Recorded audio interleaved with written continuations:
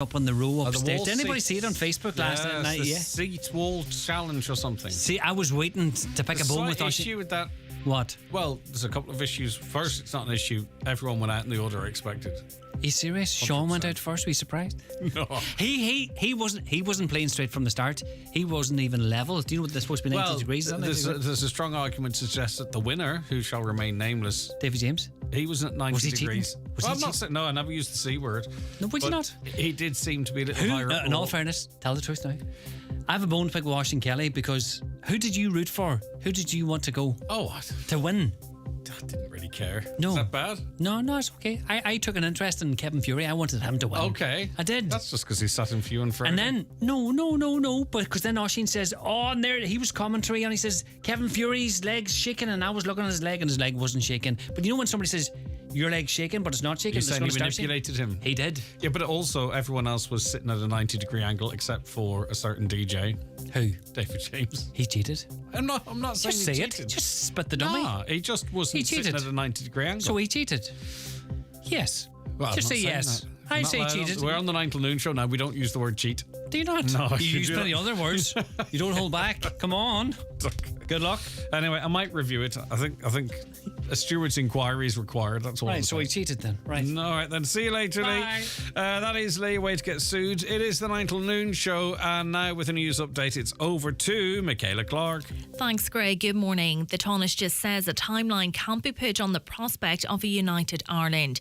It comes after the Northern Ireland Secretary, Chris Heaton-Harris, criticised the Taoiseach Leo Varadkar for saying Ireland would be united in his lifetime.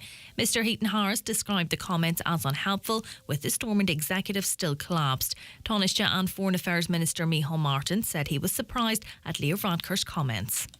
I don't know when, I can't put a timeline on it because it's very difficult to put a timeline on the need on reconciliation because ultimately unity is about reconciliation between people, and that's, I've learned, is work we have to do every day of every year.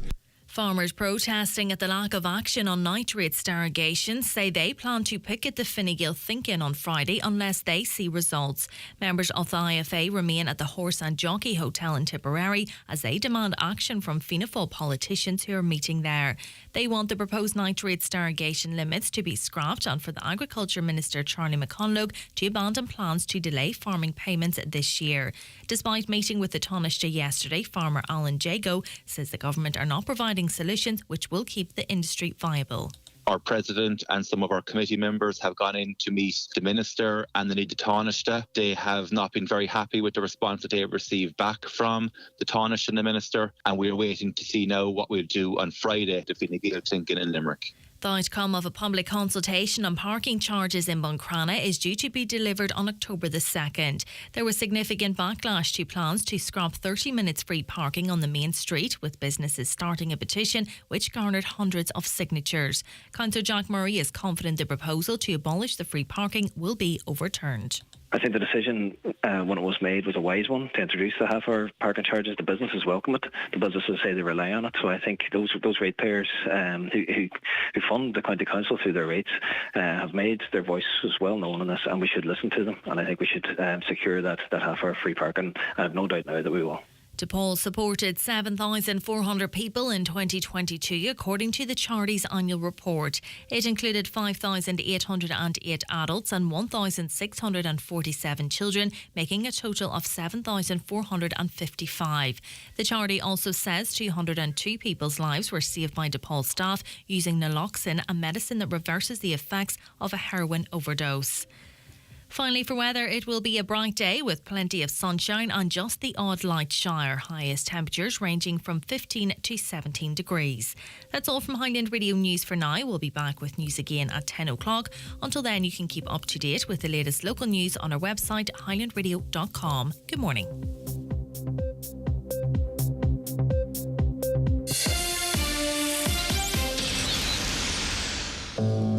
Right now in Ireland, 1 in 6 adults struggle with reading and understanding information and can feel locked out of life in areas like careers, education and daily tasks. At An Post, we're proud to support NALA, the National Adult Literacy Agency's work to improve adults' reading and writing skills, to unlock opportunity for everyone. If you need some help, Call Nala on 1800 2020 80. The county's #1 talk show, the 9 Til Noon Show on Highland Radio. And now, it's time for the talk of the Northwest, the 9 Til Noon Show with Greg Hughes on Highland Radio. Hello, good morning to you. It is 4 minutes past 9 on this Tuesday. It is the 12th of September 2023. How are you all keeping? I do hope you're very well indeed, and you're on board now. The 9 Til Noon train until 12 o'clock. It's the only train that functions daily here in County Donegal. The lines are open for you now if you want to speak to the Ticketmaster. It's 086 60 25,000, 086 60 25,000.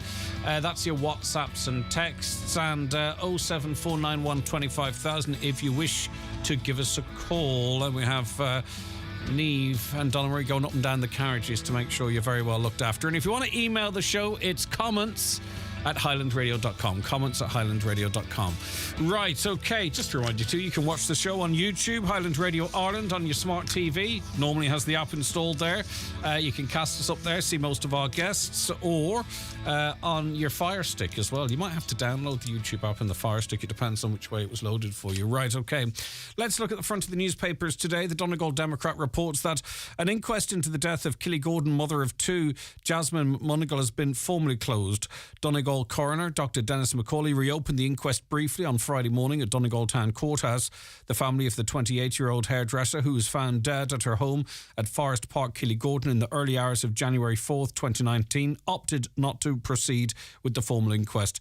In May, Richard Burke, Ms. McMonigal's on-off partner, was jailed for 14 years for her killing. In March, a jury at the Central Criminal Court returned a verdict of not guilty of murder, but guilty of manslaughter by reason of diminished responsibility. An inquest into Ms. McMonigal's death was previously reopened in February of this year, but was adjourned under Section 25(2) of the Coroner's Act as criminal proceedings were still ongoing. And the matter has now been brought to a close. On to the Nationals now, and an interesting commentary from Micheál Martin. I'm very interested to see what you think, by the way, out there, regardless of your political involvement or not. He's launched a fresh attack on Sinn Féin, who very much likely will be his coalition partners in the next government. Not it's likely, I'll say it's not necessarily a front runner, but it's certainly not to be ruled out. But anyway, Taoiseach Micheál Martin opened the Fianna Fáil parliamentary party's thinking in County Tipperary yesterday with a stinging attack on Sinn Féin, describing the party's anti-enterprise, anti-Europe and two-faced on climate action. As Fianna Fáil TDs, senators and MEPs gathered in the Horse and Jockey Hotel, a large group of farmers protested outside, though they were somewhat mollified after meeting Mr Martin and Minister for Agriculture Charlie McConnell. The meeting, the first of a series of think-ins to be held by all the parties in advance of the next week's return of the Dáil, discussed budget priorities, education, transport and climate, and also preparation for local and European elections which take place next year. But he also had a go at the press, saying that he believed that much of the mainstream media were cheerleaders for Sinn Féin. I don't know what you think about that. Maybe you do believe that is the case. 086 60 25,000. As I say, he says they're not challenged, or they get a free handy ride, and people are the media are cheerleaders for Sinn Féin. On to the Irish Independent now, and if you're on a tracker mortgage or variable rate still, there is now the threat of another European interest rate rise. It's stalking you as the European Central Bank meets again this week. It had been hoped that the 9 hikes in lending rates, the ECB would not impose another rise when it meets. But now the crunch decision on whether it raises interest rates again this Thursday or pauses appears to be on a knife edge, and it's complicated for them to justify it one way or other, because there are economies in different flux across Europe. So you have inflation falling down in some big economies and going up in other big economies. Smaller economies going down, in others it's going up. So in other words, there's not a silver bullet EU-wide decision that can be taken that would suit all of those scenarios. There's a lot of internal factors in countries. Well, the 9 rate hikes since last July have pounded tracker mortgage holders, seen mortgage prisoners paying rates as high as 9% and made borrowing far more expensive for first-time buyers. Some 70,000 homeowners coming off fixed rates by the end of this year are also paying huge hikes in repayments. Money markets think the governing council at the Frankfurt-based central bank will hold off on another rate rise when it meets this Thursday, due to fears of a recession in Europe. But that's kind of what they want, you see. That's what they're trying to do, because that flattens inflation.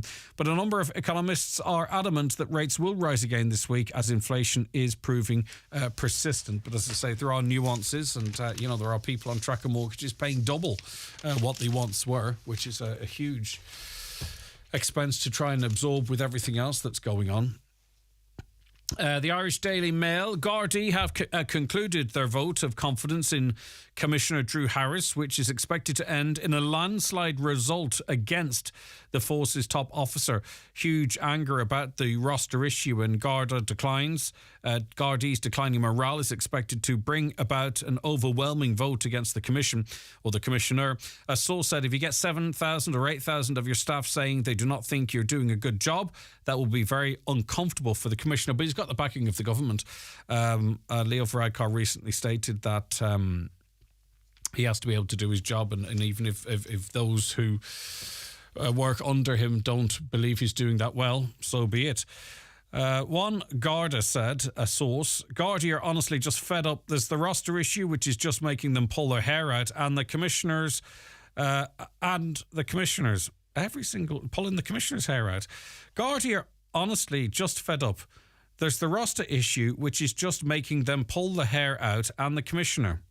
Okay, I know every time I read the newspapers in the morning there's errors in here, but anyway, but it's not just the roster, and on it goes. So effectively, now the AGSI was mentioned in a text on this show last week, the start of last week, that the AGSI were voting on this issue as well. They aren't. They have they're not voting on it at all. It's just the GRA, and it's expected that the rank and file Gardaí will overwhelmingly vote no confidence in the Garda Commissioner. The Irish Daily Star now, RTE employees in receipt of car allowances, wait for it, do not need to have a driver's licence. New documents from the national broadcaster have confirmed. It did not confirm, however, how many of the 61 people working for the national broadcaster in receipt of allowances worth nearly €657,000 can legally drive. Emails shared by the national broadcaster also show that Noel Kelly contacted RTE 4 times about a €75,000 payment for Ryan Tubridy. The national broadcaster claimed it had come under pressure from the agent to pay the now infamous side deal agreement. Patrick Kilty's also interviewed. He's got a tough old job, I suppose, in that he's launching his, and a lot of people are very excited about his Late Late Show, which starts on Friday, but still this air of controversy around RTE persists. It's not ideal, but I'll just read a couple of quotes from him. Patrick Kilty said he can understand the anger behind people refusing to pay for TV licences amid the RTE payment scandal. However, he says he's had no second thoughts about taking on the Late Late Show gig and feels that the show's return will remind people of the importance of public broadcasting. And I suppose there's the €250,000 per year, which would also soften the cough somehow. The Education Minister seems to be a little bit of lag between public opinion and conversation and general discourse and her views. She's been speaking about mobile phone use in primary schools. Parents of primary school children will be asked not to buy their kids' phones. Education Minister Norma Foley revealed plans for the new national campaign. Earlier this year, mums and dads in Greystones, County Wicklow, came together to agree none would buy youngsters' phones. The voluntary agreement came about as parents worried about increased anxiety in kids due to too much screen time.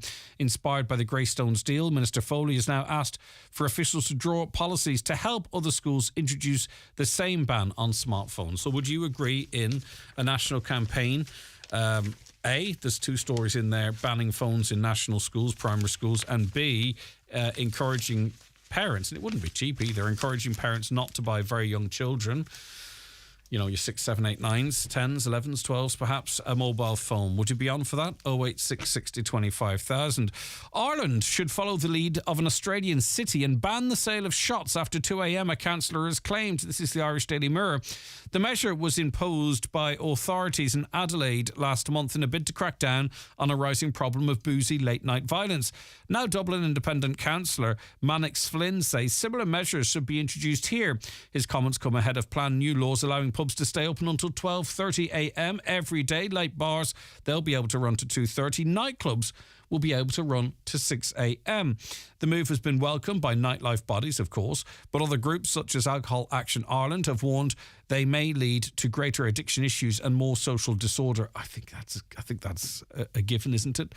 Well, Councillor Flynn said the shots ban could be a way of avoiding people getting as heavily inebriated. What do you think about that?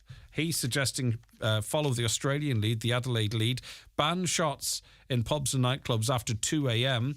Do you think that goes far enough? Do you think that's part of the problem? What's going on? 086 60 25,000. Let us know what you think, please. And you can also call us on 074 91 25,000. All right, we've loads to come, including, by the way, Community Garda information. That's coming up just after 10, where you hear first the latest news and appeals from An Garda Síochána. That and so much besides on the way. The newspapers are courtesy of Kelly Centra Mountaintop Letterkenny, the C-Store National Large Forecourt of the Year for 2022. The 9 Til Noon Show is brought to you by Letterkenny Credit Union, offering low-rate car loans with fast approval. Apply online at letterkennycu.ie or in office today.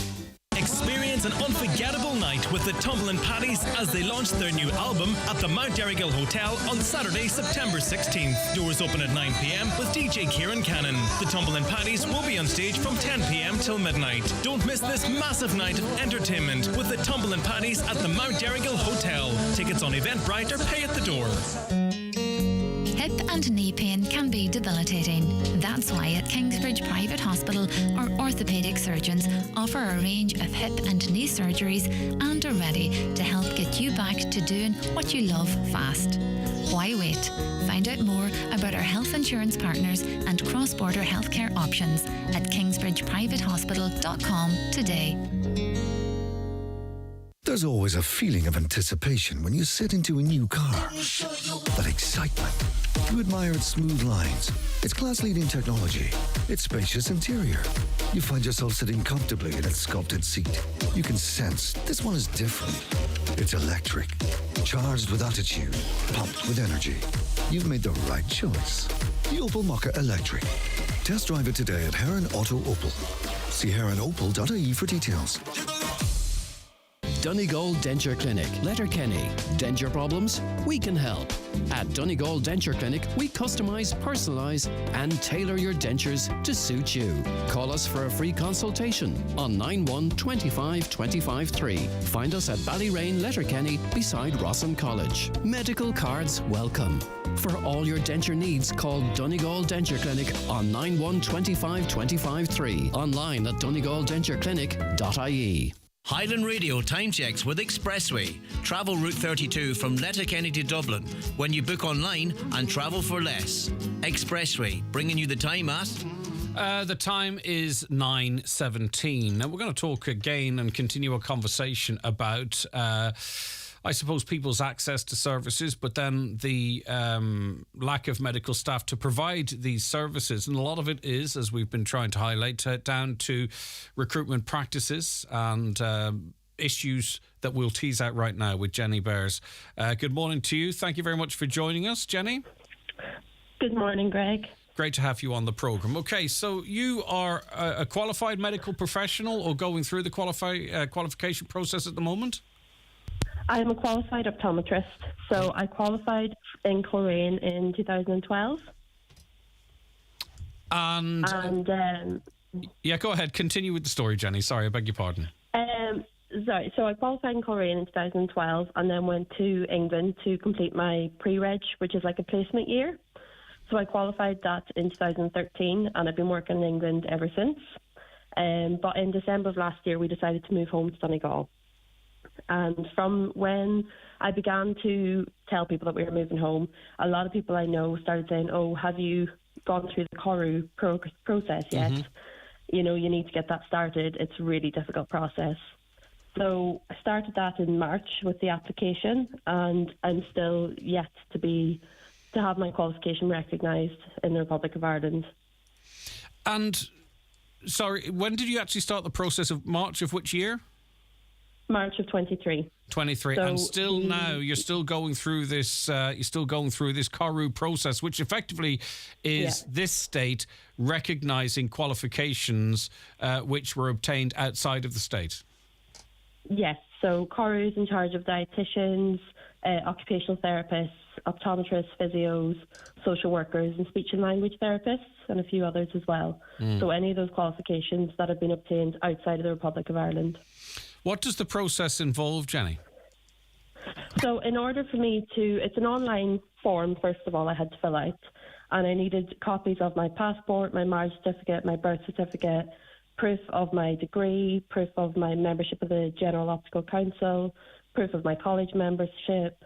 I also needed transcripts from the university, certificate of my degree, and a copy of the course syllabus from 2009, with each page had to be stamped and certified by the university. Wow.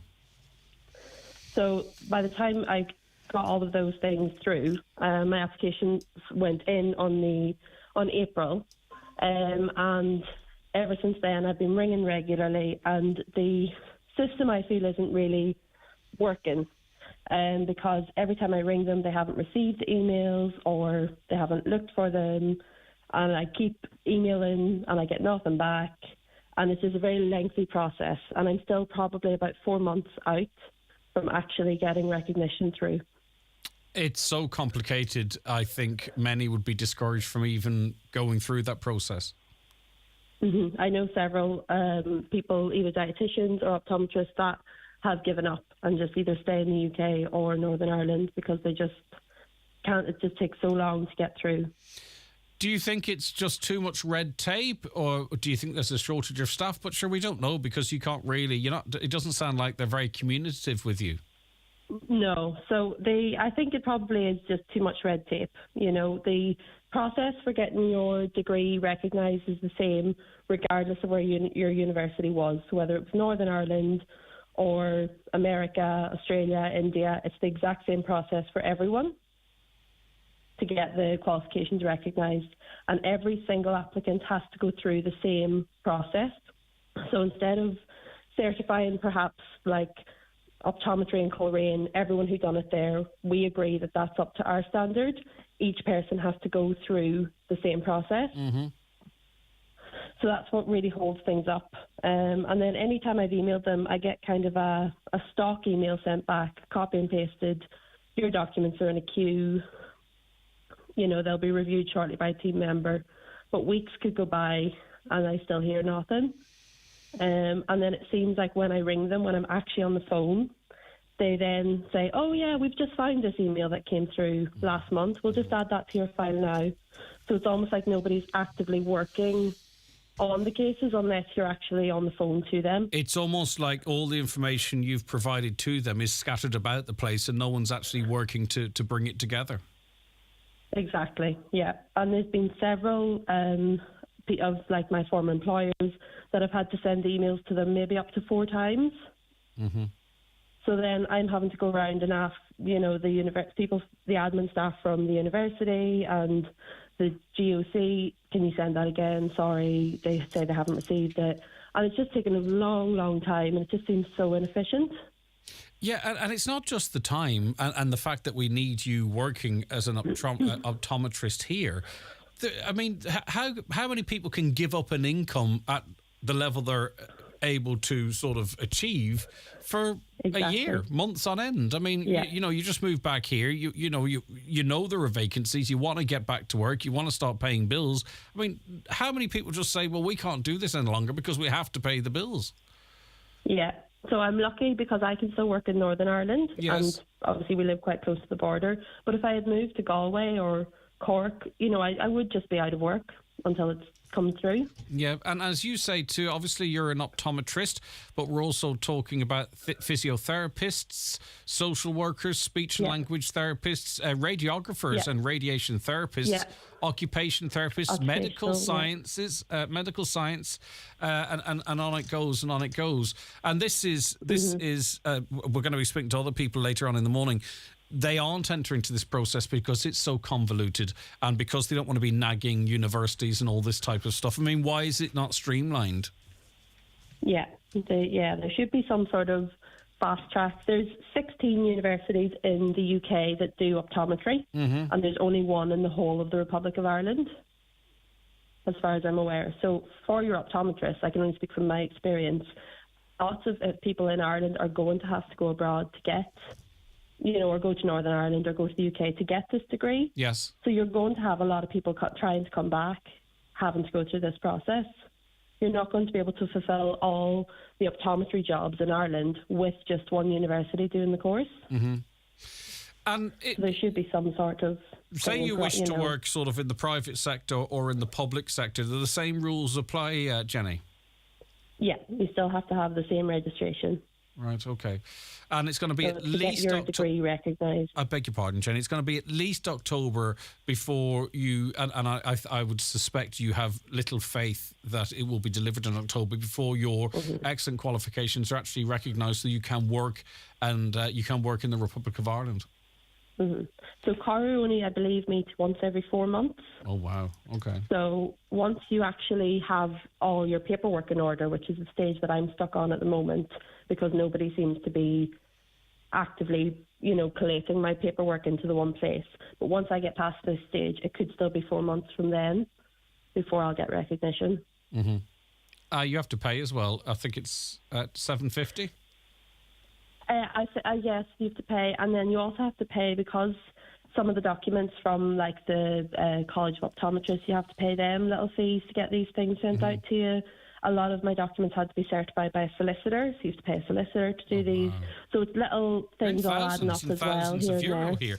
And if you had, and pardon my ignorance because I'm learning as we go here, Jenny, if you had completed all of your studies in Northern Ireland and received your qualification there and say continue to work in Northern Ireland, you still would have to go through this process? Absolutely, yeah. Okay.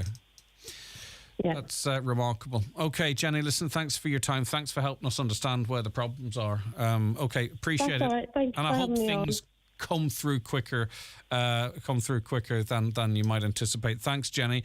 Amy Sweeney's with us as well. Amy's training to be an occupational therapist. Amy, good morning to you. How are you keeping? Morning, I'm good. How are you? I'm doing fantastic. Okay, so what made you want to become an OT? I have seen OT. My brother has intellectual disabilities, and I seen him going through that process from when we were very young, and just seeing them and stuff, and it just always stuck out to me. So I always knew I wanted to do something in healthcare, and then OT just kind of came to me then when I was kind of doing my leaving cert and all, and I got in then. So that's what made me want to do it.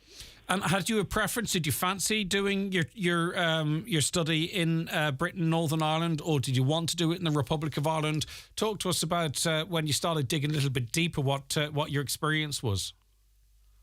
So yeah, I wanted to kind of do it as close to home as possible, but then when you were looking down the country and stuff to do it, the first thing for me was the NHS will cover your fees completely when you study in Derry. And it's just kind of like an incentive to stay, I'd say, with them, to stay in the north and continue working. Just to recap that, because this is really critical. The NHS covers college fees for the 3 years, but if you were to go to Galway, now, unless you were able to qualify for the Susie grant, you have to pay for that yourself. Yeah, that's correct. McGee University, they will pay for... They cover the fees of every sort of healthcare course, like the dietitian, nursing, physio, podiatry. They cover all the fees for them courses as an incentive, and as well, they only will allow applicants from the north of Ireland as well as the south of Ireland. And I think that's an initiative as well to get people to stay, because there was probably people qualifying and then just leaving to go back to, say, the likes of England or Wales, wherever they were from. So I think it just seems a lot more appealing to me. Like they were kind of giving you incentives to do the course. Is there any obligation on you to work as an OT in the North after your qualification, as they're covering your college fees? No, there's none. Like, there's some courses in England will do that, like physio. I think if you say they'll cover your fees, but you have to work for 3 years with them to kind of, as you say, like as an obligation. But no, there's none at all. Like if you wanted to, you could just go and leave and work in Australia as soon as you qualify. So. And just in terms of then the NHS and the HSE, like do the NHS then try and entice you? Or like, I don't know how far into your studies you are, but like, do you find that the HSE are trying to reach out to you, or the NHS are trying to reach out to you, say, look, this is what we have to offer you if you're qualified, or maybe it's a little bit early in your course? I don't know, Amy. Yeah, like even just I work as a healthcare assistant, and when I'm up in the hospital, I tell people I'm studying to be an OT, and they're like, "Oh, like you'll no bother getting a job here." And then I say I'm studying in the north, and then of course then it's the nurses being like, "Oh, that CARI process, like there's no point in doing it." Do you know what I mean? But like it just seems like the job opportunities even in the north just seem so much more better. Like considering placement wise and stuff, you get to see so much more. And I'm not saying the waiting list for occupational therapy and all in the NHS are shorter, but yeah, like there just seems to be, like if you look online, the difference in like job, like even the benefits and stuff for a job in the NHS versus the HSE, like, and the pay and stuff.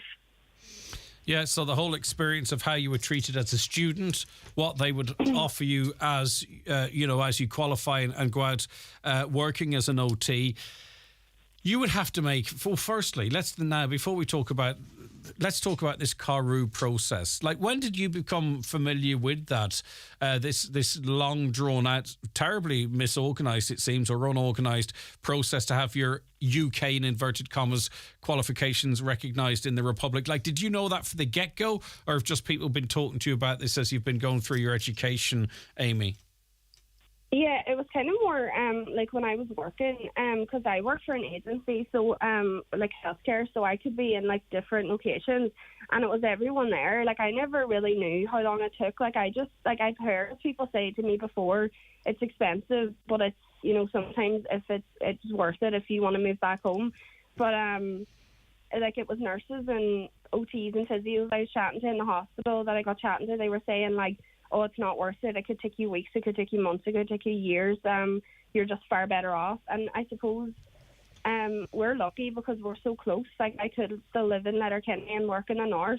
Do you know what I mean? But like as I said previously, if you were to study in Derry and you were from Dublin and you really wanted to move back home for reasons, like I don't know what you would do. You'd be so out of pocket for so long. And I don't mean this bad, because it's fantastic for you, but that's no good to us, Amy. We need you working here. It's great that you can live in Donegal and work in the north, but like, because just to put context on this, we've been covering this for the last while now. Parents with children under the Disability Network team across the county have received letters explaining they may lose out, and in some cases will lose out, due to recruitment and vacancy issues. There are a number of vacancies in occupational therapy. Now, if Donegal girl Amy goes, right, do you know what? I might apply for one of those jobs. Amy would be expected to pay into the thousands of euro and to go through a CARU regulation process on the same island as she got her qualifications before she could even apply for that job. And it would be at least 9 months, maybe a year or more, before the Northern Irish on the same island qualifications were recognised so that Amy could go in working with the team in Donegal. I mean, it's a broken system, Amy, isn't it? Now, you may choose to work in the north anyway, and that's up to you, and that's fantastic, and you're helping fellow county people in different counties. But there's no... Why would you go put yourself through what you'd have to put yourself through to work in Donegal for worse conditions? Yeah, exactly. Like, as I say, I would have experience with the disability sector. I've seen it with like my mum dealing with it with my brother and stuff. And like, to me, I see definitely not the likes of the occupational therapist, speech and language therapist. It's more like the system. Like, they're getting work put on them that's not in their scope, or like they feel bad. Like, as soon as my brother turned 18, he was completely signed off with occupational therapists. Like, he was discharged from OT and physio, and Mum was never able to get respite for him. But the time, like, as soon as he turned 18, it was offered to him. I don't know if that was because of staffing and age and stuff, but yeah, no, like, I would love to work in the disability sector, but as you say, it just seems so much more appealing in the north. Yeah. And just to go through that whole process, like, it just seems so much more better. And we do recognise, Amy, and it's been said a couple of times, that it's the same in the CALM services, the people that are working in the child and young adult mental health services, as well as those that remain in the Children's Disability Network teams. I imagine it's really tough, huge workloads. They would love to be able to do more, but they can't. They need more colleagues to share the workload, maybe that they're working in their lane rather than having to sort of, you know, it must be a really, really tough area to be working in. So it's really important that they hear that we're backing them as well, Amy. This isn't a criticism of the staff working within it. It's recognising the fact that we need to recruit more and make it easier to recruit more to help them and help children and therefore help families. Yeah, 100%. Like, as I say, I was chatting to an OT who, she works in paediatrics, but she would be getting pulled into the likes of like adults and stuff, and she says, like, she just lost the enjoyment of her job because it just wasn't in her scope. Like, it wasn't what she basically signed up for, and it was stuff she wasn't trained on. She was getting sort of made to do, and she just kind of lost her love for it because they are so understaffed. She was just getting pulled here, there, and everywhere, and it's definitely not the problem of the staff. Even working in the hospital, you can see it's just work getting piled on top of people because of these recruitments or because of these shortages. So I don't know. I think just something needs to be done in terms of like incentives for people or even students and stuff. I don't know. Well, yeah, but I mean, if anyone listened to Jenny there talking about what she's going through with the CORU process, the CORU process, it would discourage you. That's not her intention. But she's calling them and they're going, oh, yeah, we found that email now. She sent it a month ago thinking, right, work's happening now to progress this, that I can go into employment that matches my qualifications. And no one's actually even chasing this stuff up. Yeah, we have international recruitment campaigns. I wonder how that works. Like, something needs to be done here, Amy, because we're losing fantastic talent like you, and it will always be your choice where you work. But if we could make it a little bit easier, you might decide to do 5 years in Northern Ireland and then, you know, move back and settle and work in Donegal. But why would you put yourself through that CORU process? Yeah, definitely. Like, that's what I mean. Like, if they are trying to get people and they are continuing to talk about these shortages of staff, I just don't know why they're making it easier. Like, I would love to move. Like, I would love to work in Donegal and stuff, but as I say, it's just so off-putting. Like, there's just no appeal at all to work for the HSE for many reasons. Like, and I don't know, just something needs to be sorted soon because they're just going to have no staff at all. Like, everyone, I'm in my early 20s, and every day you go on Facebook, there's someone else moving to Australia with their degree, or Canada, London, England. Like, you know what I mean? Like, it's just, I don't know. And even, and I'll let you go now, but even if you wanted to, like we heard from Jenny about solicitors' fees and every page having to be stamped and all that stuff. A recognition aptitude test, €500. Registration recognition, €250. That's an appeal process. But anyway, at least a minimum €500 that you would have to pay for the right to go through this year-long process to apply for a job and work in an understaffed sector. It doesn't take, it's not hard to work out where the problems lie, Amy. Yeah, definitely. Like, it just seems like no one is going to want to train for the HSE anymore. And like, I don't know, like, as you say, I just don't know what they're doing, to be honest. Okay, Amy, well, listen, best of luck with your career. I hope the powers that be look at this so that when you choose that you want to, that you can come and work in the Republic without having to jump through these numerous hoops. But it's giving us a real interesting insight, Amy, and that's why I'm so keen to speak to you as to why we're having these recruitment issues. Best of luck with everything into your future, Amy. Thank you. Take Thanks care very of yourself. much. Thanks so much, Amy Sweeney there. I do have to take a very quick break, and then we're going to be speaking to another mum who is trying to or is dealing with the Childhood Disability Network team and the challenges faced within. Watch the show live now on YouTube, Facebook and at highlandradio.com. The 9 Till Noon Show is brought to you by Letterkenny Credit Union with monster loans available up to €60,000 for all occasions. Visit letterkennycu.ie. How about you? Are you team breakfast Pink Lady? Or feeling peckish Pink Lady? Bedtime Pink Lady? Or after work Pink Lady? Dessert Pink Lady? Or snack time Pink Lady? But why choose? With Pink Lady apples, it's always time for a treat. Meet Pink Lady apples at the ploughing from the 19th to the 21st of September and try to win a trip to France. Your specialty is quality tiles, bathroom suites and wooden floors. Who is the best range of tiles in Donegal? Crawford Tiles. The best wood flooring? Crawford Tiles. The best bathroom suites? Crawford Tiles. 5-day bathroom refits? Crawford Tiles. And who's been tampering with my questions? That'll be me. Crawford Tiles, Castlefin. That'll be them. 07491 43942. New this week at Home Store and More. All bar stools and chairs are all half price. But better hurry, because when all the half price bar stools and chairs are gone, they're gone. Also, all metal kitchen bins and all painting and DIY accessories are still all half price. But when all the half price metal kitchen bins and all the half price painting and DIY accessories are gone, they're definitely gone.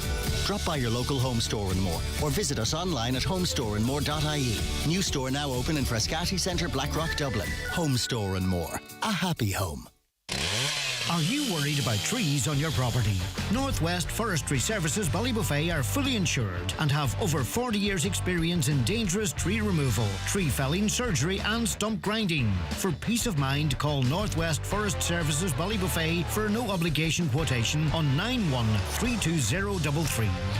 Donegal Denture Clinic, Letterkenny. Denture problems? We can help.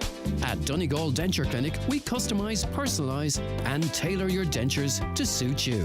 Call us for a free consultation on 91 25 25 3. Find us at Ballyrain, Letterkenny, beside Rossin College. Medical cards welcome. For all your denture needs, call Donegal Denture Clinic on 91 25 25 3. Online at donegaldentureclinic.ie.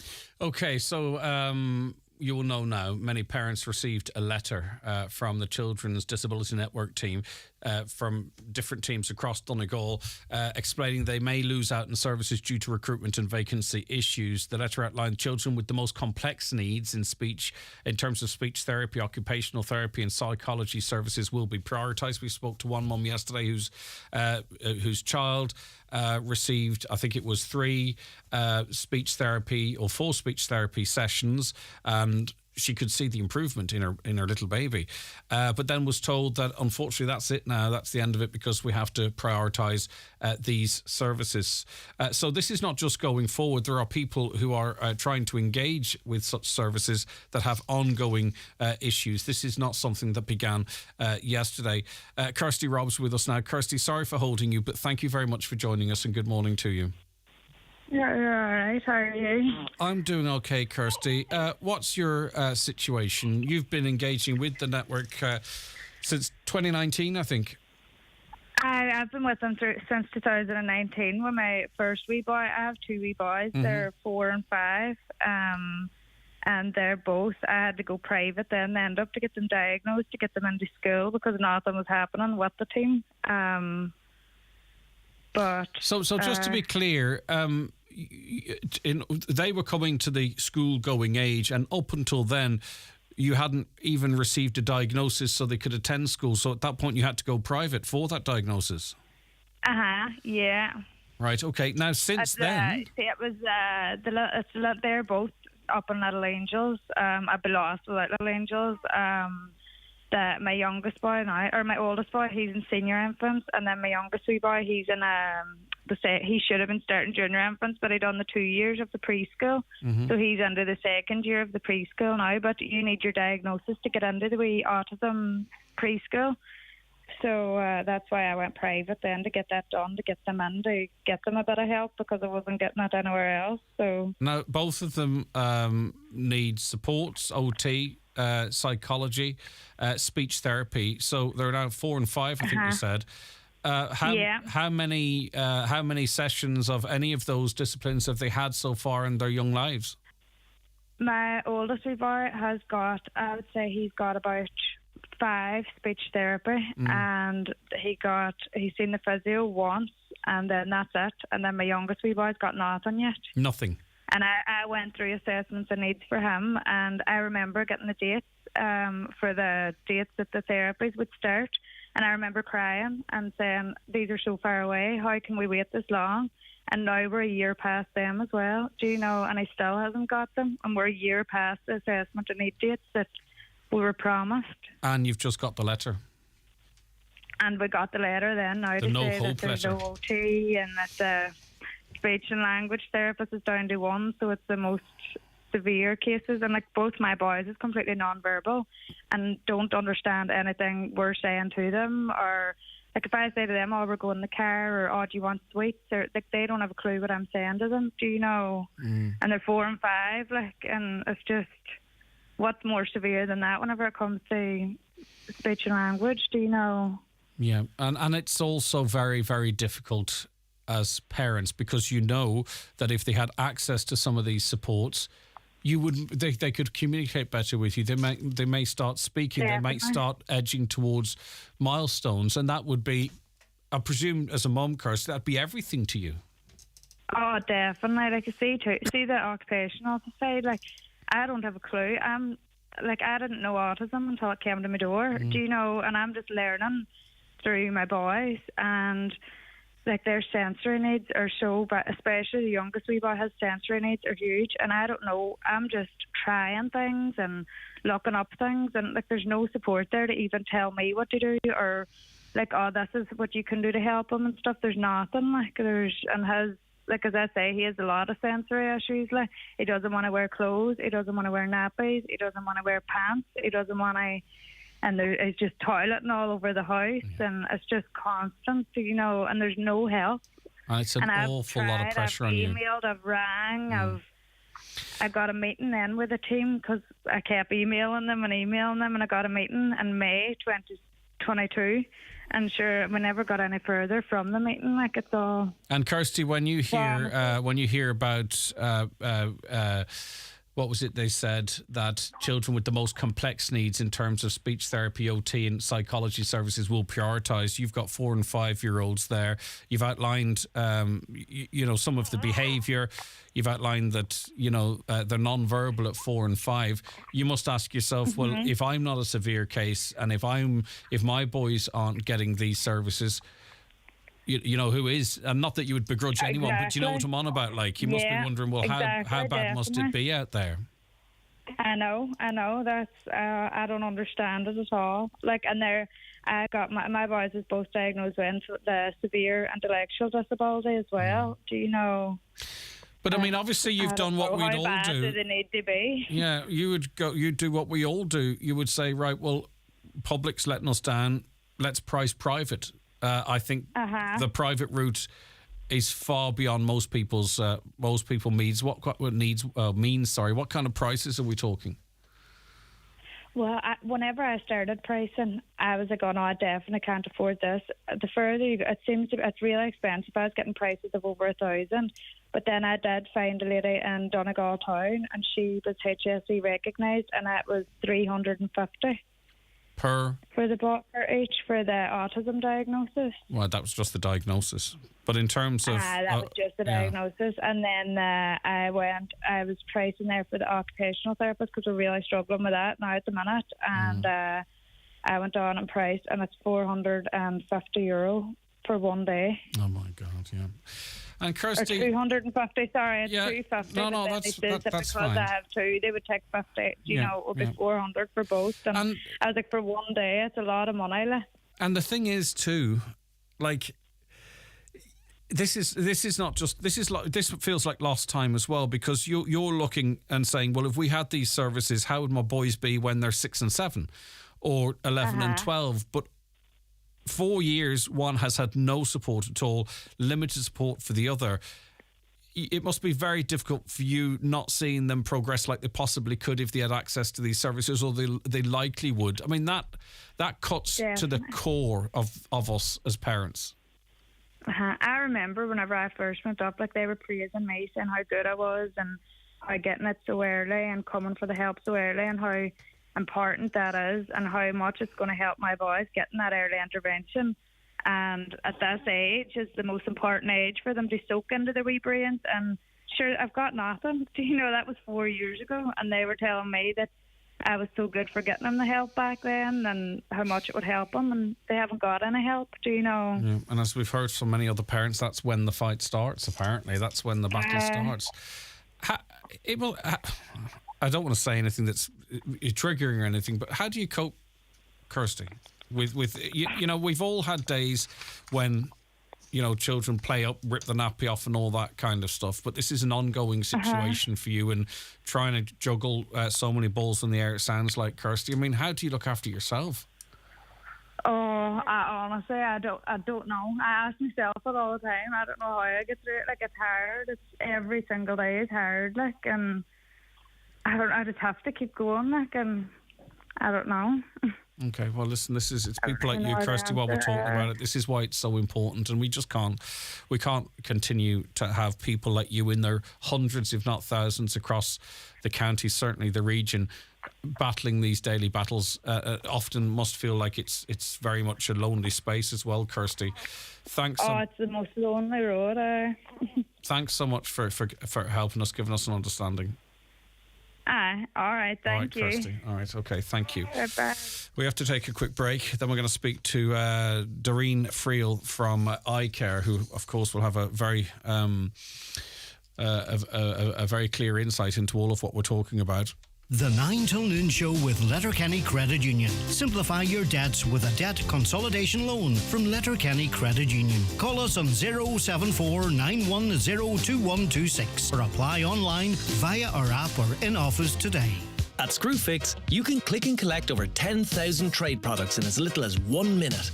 So whether it's a power drill in Portlaoise or guttering in Galway, when you need it yesterday, just click at screwfix.ie and collect at your local store 7 days a week. T's and C's apply. Visit screwfix.ie for full details. From the wild Atlantic Way to the West End, fly with Aer Lingus from Ireland West Airport Knock to London Heathrow from just €55.99 one way as part of a return trip. Use these daily flights to go from Mayo to Mexico and beyond. Connect via Heathrow to over 80 destinations worldwide. Book now at airlingus.com. Fares are subject to conditions and availability. Do you need a little extra help staying in your home? At Bluebird Care, we offer a wide variety of QMark-approved personalised home care services across Donegal. And our fully trained and committed staff will always meet your care needs with kindness, compassion and dignity. To get your personal home care assessment plan, visit bluebirdcare.ie or call our care team today on 07491 29562 and bring care home. Donegal Denture Clinic, Letterkenny. Denture problems? We can help. At Donegal Denture Clinic, we customise, personalise and tailor your dentures to suit you. Call us for a free consultation on 91 25 25 3. Find us at Ballyrain, Letterkenny, beside Rossin College. Medical cards welcome. For all your denture needs, call Donegal Denture Clinic on 91 25 25 3. Online at donegaldentureclinic.ie. Doreen Friel, Vice Chair of iCare. Doreen, thanks for joining us this morning. Thanks for taking the call. You're very welcome, Greg. Thanks for having us. Familiar stories that we're hearing, people's real life experience. As I said to the girls there during the break, I don't know how people do it, but they have to do it. No, sadly, Greg, all too familiar, and really, from an iCare point of view, it seems as if things have never been worse. And I heard you asking Kirsty earlier, how does she cope? Kirsty has no choice but to get up every day and cope, Greg. And that's the shocking part about this. These parents, they require support. It's not just the children that need support, the families need support, the parents need support. And the parents have been brilliant this past few days trying to highlight these issues and explain to you what they're living with. Many of these parents, Greg, are not sleeping at night on top of everything that they're living with through the day. So sadly, this is all too familiar to us here in iCare. And I mean, iCare itself, and I've been covering this for years, I presume it hasn't changed in terms of what supports it can provide to the relevant families. Every single year, it's the annual battle to get funding just to keep going. I simply don't know how you guys do it either. Well, you know how we do it, Greg. We are completely supported by our community here, and I want to acknowledge that, and I want to thank every single person in our community. iCare is actually 23 years old this month, and we have been supported throughout those 23 years by our community. They have sustained us and supported us. They continue to do that, and every bit of it's needed. So a huge thank you to every member of the community who organises a fundraiser, who comes into a coffee morning. It all makes a difference to us and to the children and adults and the families that we're trying to support. I think over the last while, Doreen, I think we've highlighted or we've sort of got to the bottom of what all the problems are here in terms of recruitment, retention and all that type of stuff, how jobs are advertised, how you'd have to be a detective to find them unless you're the member of some Facebook page or something, how the UK treat those qualifying in some of these areas so much different to here. There's a lot to work on, but I just don't get the feeling there's anyone working on it, Doreen, and that's why we have to keep at it. Absolutely, and we could talk for hours on end about what the different families are going through, and I reached out to the families last night, and it's across the board: speech therapy, OT, physio, psychology, everything, access to CAMS. You know, we could talk forever, but it's, as you say, what can we do about this? Who is raising this at the top levels? Over the years, Greg, we've always realised that health and education don't seem to communicate very well together, and it is the families and the children who fall between stools. You know, I would appeal to every single parent, grandparent, uncle, aunt, family member, sister, brother, friend. We all need to challenge our public representatives. This has to be on the agenda of every single meeting that takes place, regardless of where it's taking place or what it's about. They're currently down wherever they are in Ireland having their think-ins. Fianna Fáil, Fine Gael will do theirs shortly. This needs to be on their agenda, and I would appeal to all political representatives to put this on the front burner. This is shocking in this day and age. This party, this Sinn Féin having a go at Fianna Fáil about this and Fianna Fáil having a go at Sinn Féin about that. It's not reading the room. We need people, whomever they are, I don't care what party or none they're with, we need people to sort of say, actually, these are the issues that we need to tackle, that we need to be working on, because it's just completely unacceptable. This is an absolute crisis. And the problem is, you see, it affects thousands of people, but it doesn't affect enough to turn an election. And therefore, forget about it. But if their friends and families and everybody make this a burning issue, Greg, it could affect the outcome of an election. And you're exactly right. We don't care who anybody votes for, whether it's Sinn Féin, whether it's Fianna Fáil, Fine Gael, Green Party. We just want the people who are in these positions where they can make change to make the changes that are required. Very often when you're working with a child with additional needs, Greg, it can be the smallest adjustment that can make a huge difference. And very often at the highest levels, it could be the smallest of adjustments that would make the biggest difference to being able to employ people and attract them into a position. And I would also appeal to the parents, Greg. iCare began with a small group of 7 parents who needed support, isolated in the community, came together, they needed support, and that was how iCare started. Parent power is huge. Yeah, but that's a tough road too. It's a tough road too. It's a very tough road. Involved in iCare since its inception. And we've all been there from day one, tough, it is a tough road, but it's also it's very empowering, Greg, also. And we will set up, we have a parent support group. It was off for the summer and we were closed last week for staff training. Our support group will begin again next week, and I would appeal to any parent who can attend it to attend it. Parents learn from each other. Do you know what we might do, Doreen? Because I have to go to the news at network. We have to go to the news at 10. Perhaps maybe the day before that's re-established, you might come back on and we can talk about that in a little bit more detail. Could I mention one thing before? Yeah, just to mention, there's always hope, and we're always trying to make sure that we can provide a good service for our members. We have been very successful with the AIB Community Fund, and we have been awarded €28,000, and we're going to be bringing PECS training to the community, Greg. So that will give some hope to some of the families out there. So just to make people aware that will happen on the 11th and 12th of April. It would be brilliant if families could attend that.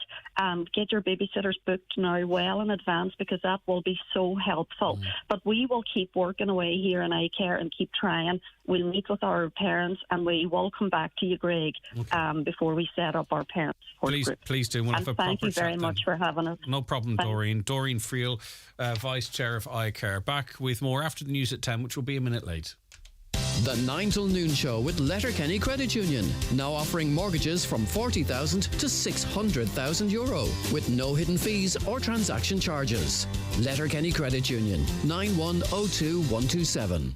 It's the great autumn of savings at Super Value, with over 1,000 price cuts on all the big brands you love, like White Leaf toilet tissue was $3.79, now $2.99. Persil non-bio powder 42 wash was €22, now €11, and money off vouchers every week on the app too. So pop in for great savings in store or online this autumn at Super Value. Sale, sale, sale, with over €150,000 of reductions across all used stock. This is not to be missed. Test drive any car at iMotors and enter a draw to win €1,000 cash. Yes, €1,000 cash to take a test drive. Ends September 16th. When you buy, choose one of the following offers: 12 months tax, free ceramic coating, 24 months warranty, or your first finance payment covered by us. Low finance rates available. Check our website for all T's and C's. You will not want to miss out. Visit imotors.ie for more details. Connect Hearing is open for free hearing tests. Our audiologist is available Monday to Friday for wax removal services at our Letterkenny Clinic in the Courtyard Shopping Centre. We also offer a home visit for those who aren't able to visit us. Our hearing is our social sense. Are you finding hearing more of a challenge? Call Ursula today on 07491 13296 to make an appointment. Good hearing helps us to connect to our family, friends and loved ones. Connect Hearing, connecting you to life. Do you need a UK address? Save hundreds of euros on custom charges shopping online with Space Hub Dairy. We provide a full virtual office address mailbox service for all your business and personal use. Save your business hundreds, possibly thousands, on custom charges with Space Hub Dairy. Call 048 7187 8077 for more details. My spelling always stopped me from doing things, but thanks to my class with Donegal Education and Training Board, I've learned how the computer can help. It was hard to take the first step, but now there is no holding me back.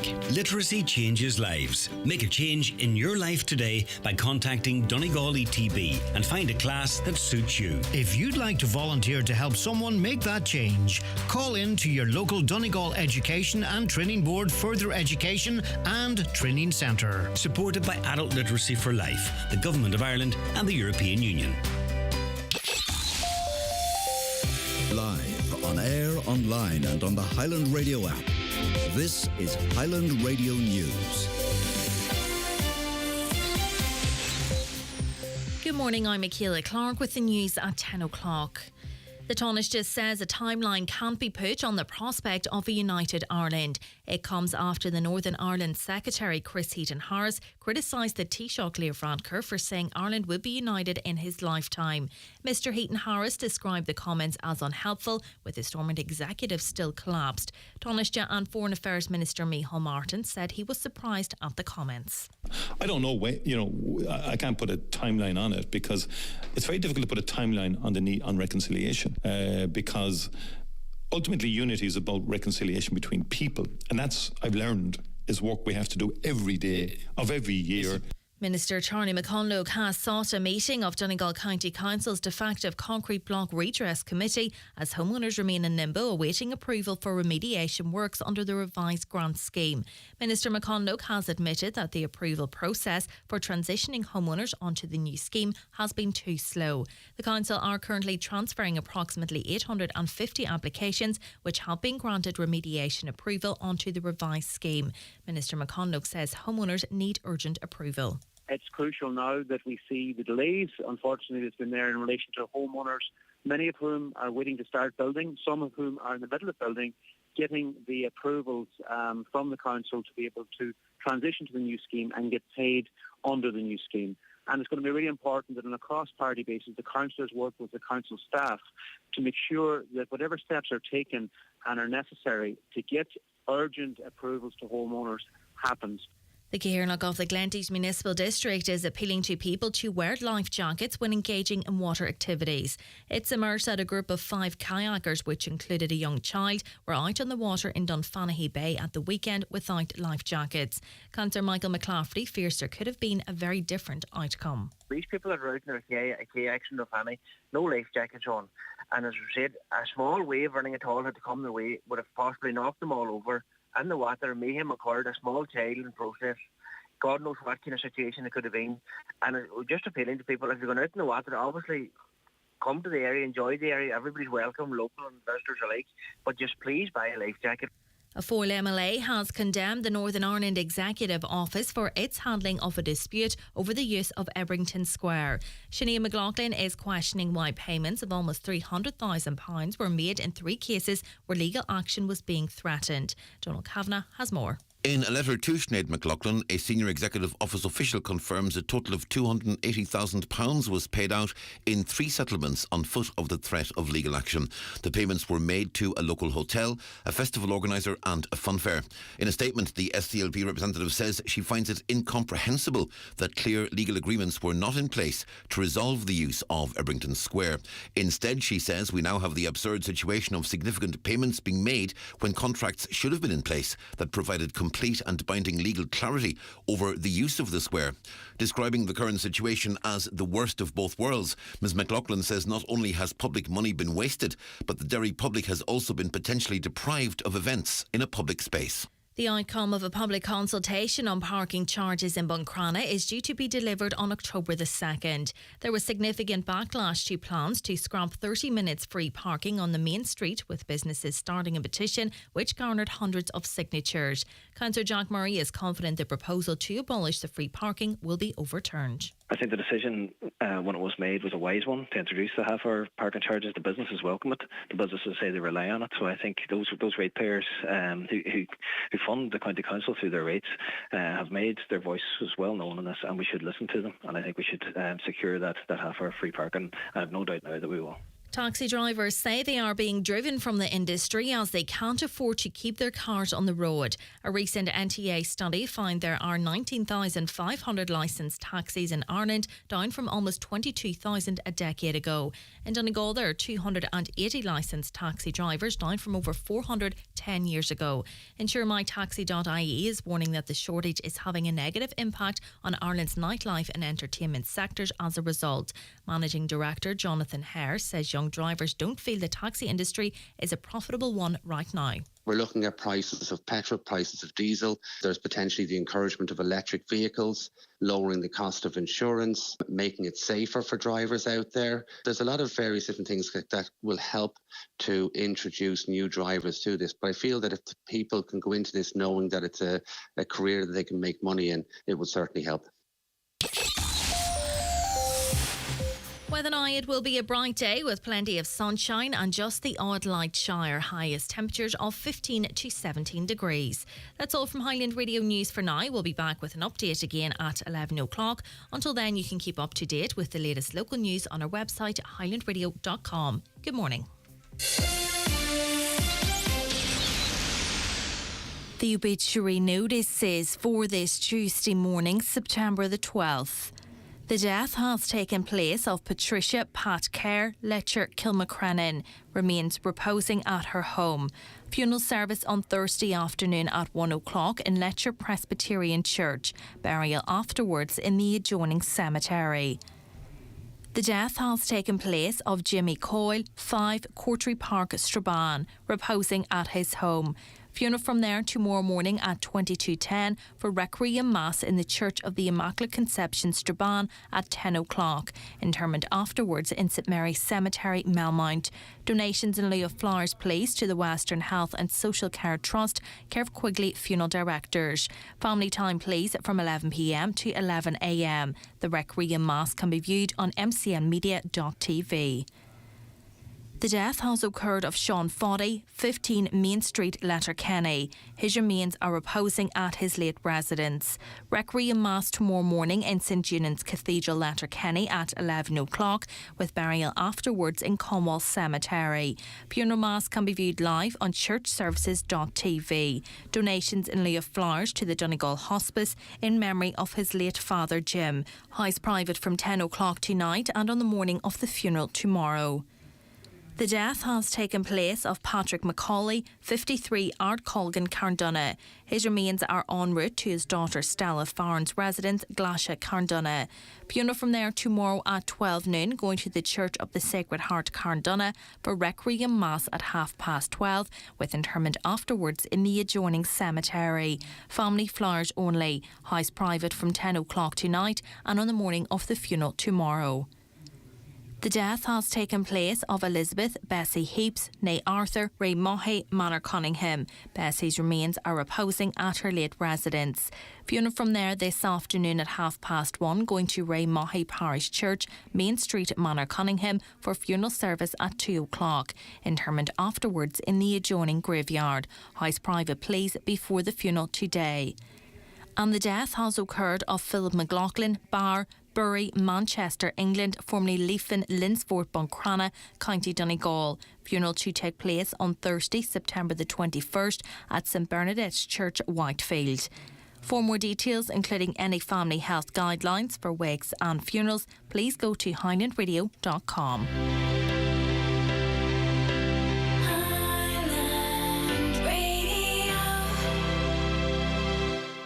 Oh, Amy, my little one.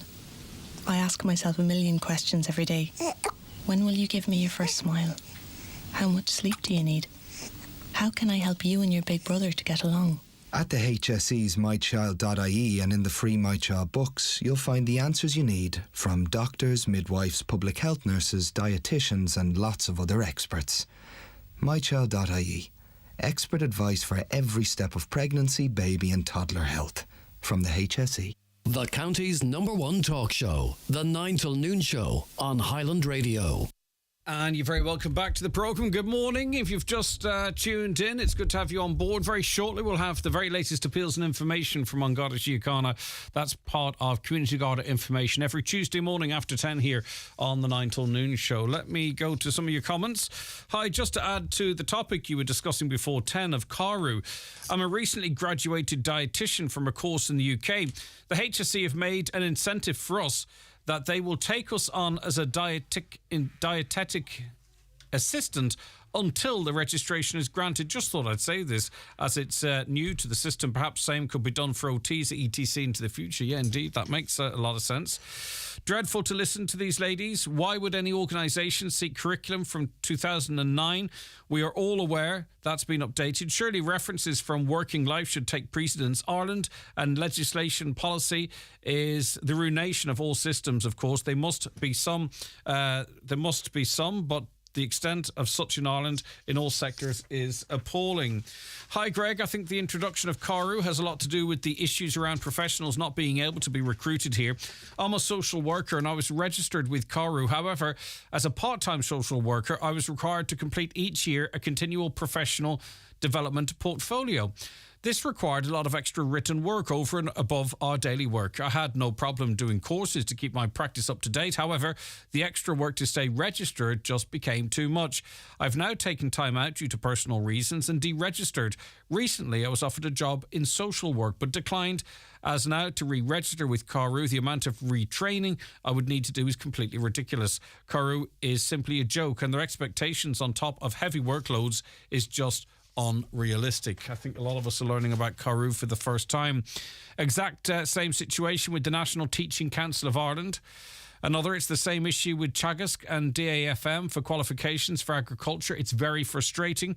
Another, Northern Ireland courses and qualifications should be recognised in all of Ireland, of course. And you would imagine, is there not some provision within the Good Friday Agreement or something whereby a mechanism would have to be put in place to recognise Northern Irish qualifications by default? Okay, let's have an argument about Leeds, Liverpool, London, whatever, all the L's. But certainly on the island of Ireland, as the Good Friday Agreement not given provision for these courses to be just recognised. Did Highland Radio ring the Minister of Health yet? Otherwise, it's pointless preaching to the converted on radio. Minister's office, of course, has been contacted, and we're not preaching to the converted. Actually, what we're trying to do, and I respect maybe your point is coming from a position of frustration. Who's been talking about this? You know, this is a situation that we are trying to highlight. I don't think there was a general knowledge across the whole county that families were struggling as they were. Of course, the families know themselves. Of course, those close to them. But across the general population, did we know about Carew? How could I even question the Minister for Health on Carew if we hadn't had the conversations that we were having and spoke to people, great young professionals who will work in the UK because they're frustrated by an unworkable, it seems, or very difficult to work with system here. I get your point, but we have a platform here and we're talking about things that I don't think really have been talked about extensively for over a prolonged period of time before. Just before the break here, this might have been discussed before. If you're leaving Letterkenny Shopping Centre and heading over the Pierce Road at the roundabout, what's the correct lane to be in? Road markings seem to suggest that you should be in the inside lane, but a lot of people use the outside lane, just wondering what is correct. So as soon as I mention things like this, lots of people will give us the instant answer. So if you're leaving Letterkenny Shopping Centre and you're heading over the Pierce Road at the roundabout, what's the correct lane to be in? Road marking seems to suggest that you should be in the inside lane, but a lot of people use the outside lane, just wondering what is correct. Now, I would throw my hat into the ring here, but I'm terrible on roads and I have a fair idea which one the Pierce Road is, but I don't want to put my foot in it, so I'll leave it to our wonderful listeners out there. 086 60 25,000 WhatsApps and texts, or call in 07491 25,000. It's time for NCBI Bingo on Highland Radio. It's Tuesday the 12th of September. You're playing on the brown sheet. The reference number is S2. It's game number 37. The numbers are 11, 36, 77, 18, 39, 48, 24, 43, 64, and finally 6. Phone your claim to 910483 before 8 tonight, leaving your name, contact number and the name of the shop where you purchased your book, and we'll call you back the next working day. Get all your NCBI bingo information at highlandradio.com. The Loganair Big Take-Off Sale is now on. Fly from City of Derry Airport to London Heathrow and more. Save up to 15% off over 2 million seats during our biggest ever sale. Or get a whopping 20% off if you're a Clan Loganair member. Fly with me. Hurry, book by the 12th of September. Travel from the 2nd of October. Subject to availability, exclusions apply. Promo code required. See loganair.co.uk. Loganair, for all the times.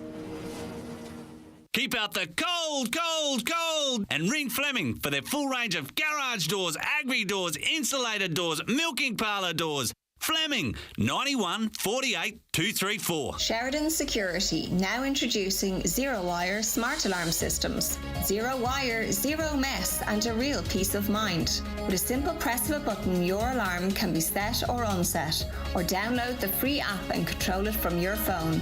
Call us today on 074 912 6025 and get your alarm from €299. Stay local, stay safe, and protect what you value most with Sheridan Security Systems. The 9 Til Noon Show is brought to you by Letterkenny Credit Union. Digital loans now available. Apply online or via our app today and get your loan transferred directly to your current account. The Community Garda information slot is brought to you by Sheridan Security Systems, protecting what you value most. Call today and get your zero-wire alarm system from €299. Sheridan Security, 91-26025.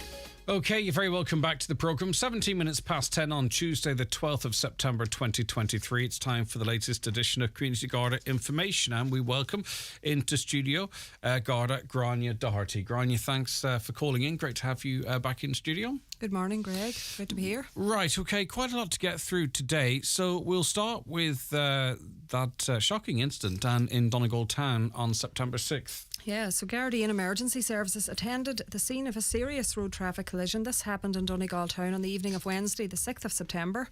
In and around 7:50 p.m, a car struck an outdoor seated area at a licensed premises there on Tyrconnell Street.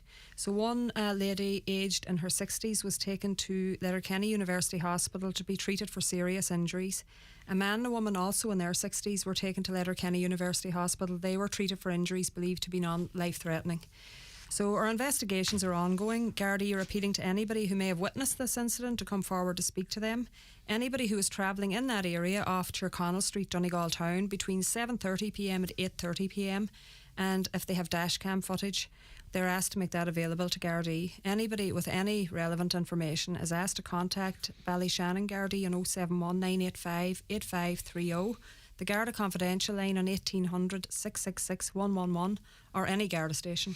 Yeah, and I mean, because it's such a local incident, we know there is people that had mobile phones out and all that type of stuff. So it's to make sure that anyone who has any footage at all, because it'll have to be a full and thorough investigation by Gardaí, that make that available. Of course, and Gardaí have spoken to a vast number of people already and have taken statements from a number of people. But just if there is anybody out there who has even footage on their phone and they feel, look, there's no point me submitting this, the guards probably have it already, don't presume that. Just come in and offer the footage forward, you know, could be a great benefit. Okay, the next appeal is in relation to an assault on the Donegal Road. Yeah, this happened on the Donegal Road, Ballybuffet, on Saturday the 9th of September. This happened quite late at night, between 11:25 p.m. and 11:30. So a man is believed to have been assaulted by two other males at that location, and these males left the area on foot. They took off in the direction of the main street, Ballybuffet. The injured man was then taken by ambulance to Letterkenny Hospital to receive treatment for injuries, none of which are believed to be life-threatening in nature. So we're appealing to anybody who may have travelled on that stretch of the road, the Donegal Road out of Ballybuffet, who had a dash cam between 11:20 p.m. and 11:45 p.m. to make contact with Gardaí. If anybody witnessed this incident or if they've any relevant information, we ask them to contact us in Letterkenny on 9167100, and the area in which this incident happens actually across the road there from Mulrane's factory. Okay. Because it's quite a large area, the Donegal Road, so just to narrow it down a bit. Down further, down a bit from Anthony Conan's place. Yeah, just along there, yeah. Okay, get you. Right, okay, so that narrows it down a little bit. Very useful. Okay, your colleagues in Ballyshannon now investigating instant criminal damage. Yeah, this incident happened at Bachelor's Walk, Ballyshannon, in the early hours of Monday, September 11th. Shortly after midnight, a rock was thrown at the window of a house in that area and the window was smashed. So we're appealing to anybody who may have been in that area who had a dash cam. Again, we're always appealing for the dash cam footage. It's invaluable to us. If they could make this footage available to Gardaí, and again, look, if anybody observed any suspicious activity in that area, we would ask them to contact the Gardaí in Ballyshannon on 071 985 8530, or the Garda Confidential line, as always, 1800 666 111. Okay, I'm not sure it's completely unusual, but we don't hear about this type of theft in Buncrana all too often. No, it's quite an unusual one. It's usually thefts of cars that we appeal in relation to. So this one is a theft of a caravan. This caravan was stolen from the rear of a property in the Ballymacary Lower area of Buncrana between 7:30 on 7:30 p.m. on Thursday the 7th of September and 8:30 p.m. on Friday the 8th of September.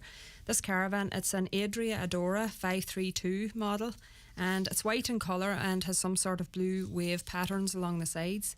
So we're appealing to anybody who believes that they may have seen this caravan in transit now. And again, it's not unusual at this time of year to see caravans in transits. Yeah. We appreciate that.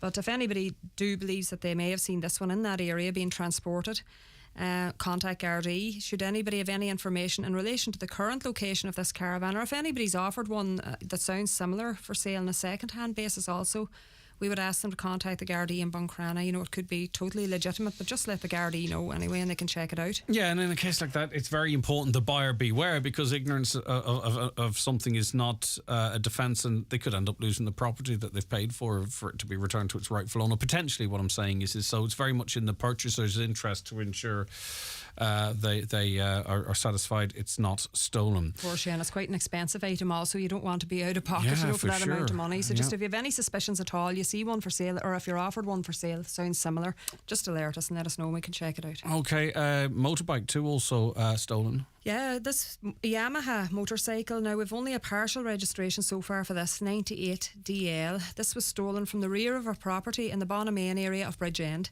So this happened between September 5th and September 11th. Now this homeowner had been away, and upon their return, unfortunately, they discovered that their motorcycle had been stolen. So we're going to ascertain further details of this motorcycle and post it to our Facebook page when we obtain that. So we're just asking anybody, if anybody's seen any sort of suspicious activity in that area, Bonamain, Bridgend, between those dates. So that's between September 5th and September 11th, just to alert Gardaí. And if anybody has any relevant information or any knowledge as to where this motorbike may be stored or kept at the moment, we ask them to contact Gardaí in Buncrana on 9320540. And I suppose a reminder for us all that just because something's pulled around the back of the house, in both those instances, it doesn't mean they're secured just because of their location either. So we have to make sure we can extend our security right around our property. Yeah, well, this bike was actually, and again, we often say this, we're not proportioning any blame whatsoever to the owner of this bike, but it was left in an unlocked shed while the person was away from home. So again, just a quick reminder too in relation to locking up. We're always talking about locking up your house, ensure doors, windows are secured, but do the same with your shed. I mean, people have such valuable items in their shed. It really is. On mowers. Exactly, yeah. It's astonishing, really, we do. And how many of us have a lock in our sheds? Definitely worth a bit of a security review, especially as we head into the show tonight. It's not want to depress anyone with you talking about the weather, but you know what I mean.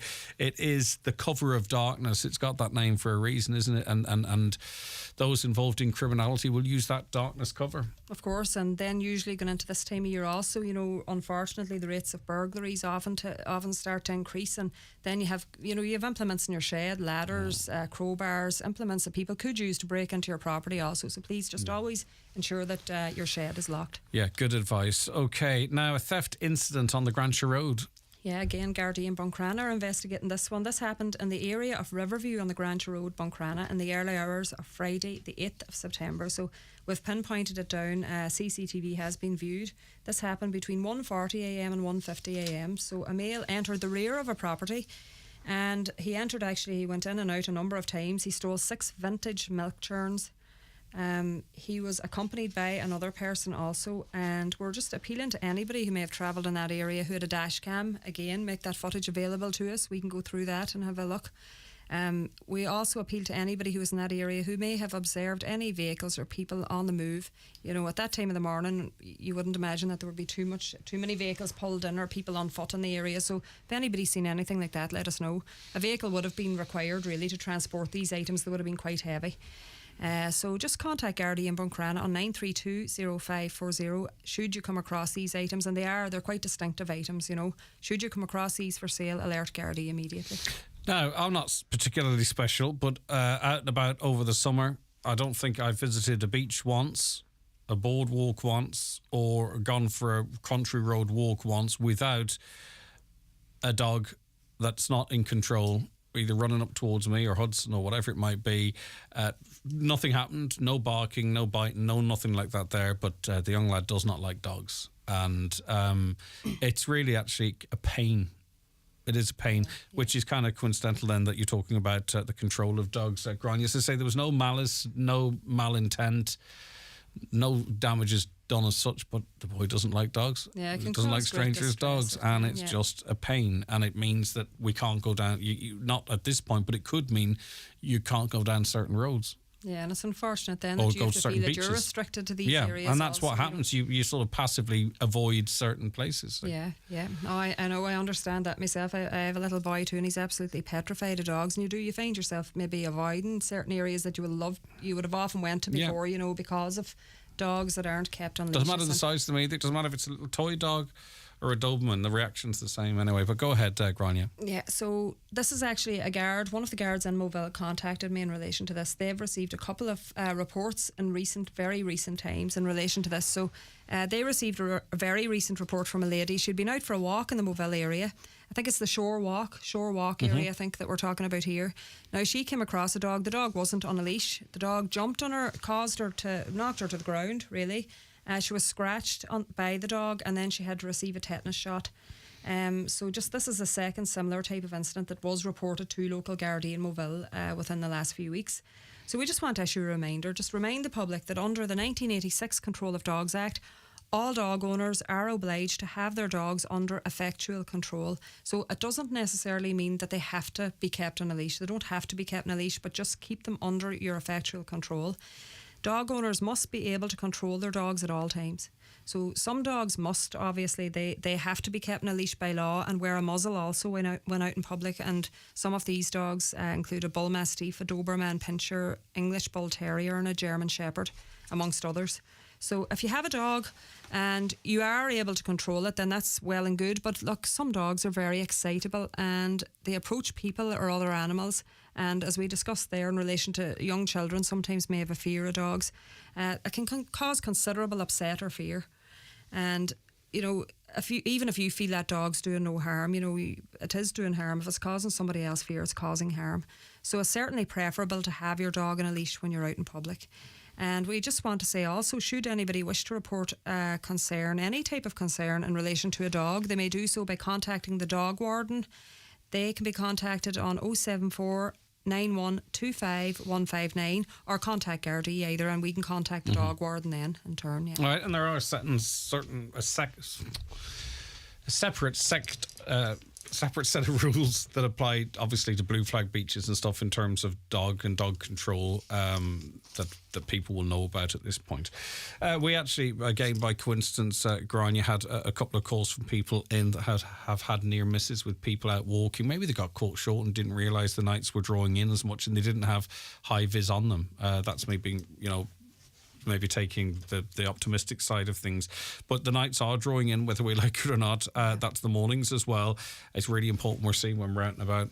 Yeah, see, it was about 8 o'clock this night. It started getting dark. Yeah. It's depressing. And if it's cloudy, it can feel darker earlier as well. It's not literally sunset, Grania, is it? It can, of course. And then people are so used, I suppose, look, with the brighter evenings, they're not in the habit again of putting on their high vis gear. You know, they're not in the habit of throwing on the vest. But we would advise everybody, the nights are starting to fall. Look, remember, when you're out walking, cycling or running, even though you can see the traffic, the drivers might not always see you. You know, the time has come. Dig out your armbands, your high vis vests.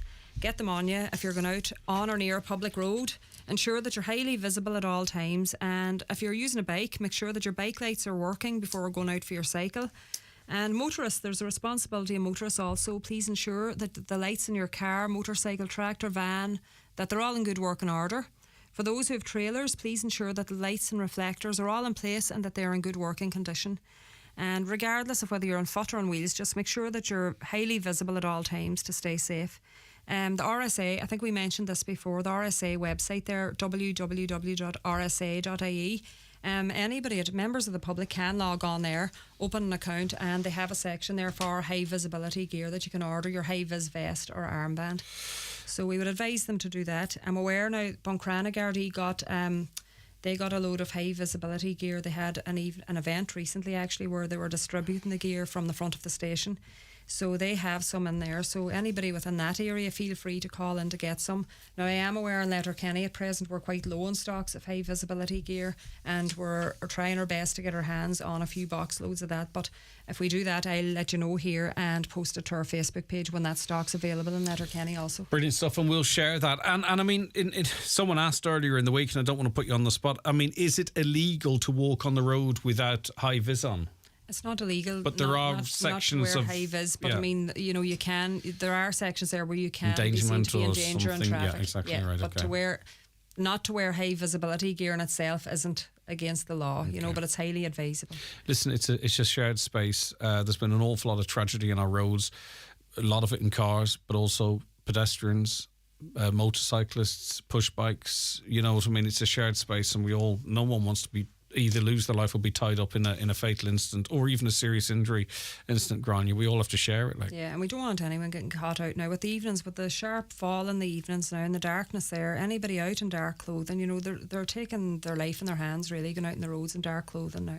All right, thanks so much for that, Grania. I really appreciate it. That's Garda Grania Doherty there. That was Community Garda information for this Tuesday, the 12th September 23. It'll be available for you to watch back on our Facebook page and on Garda Síochána Facebook page a little later on. Back live with you on the radio after the 10 o'clock news next Tuesday.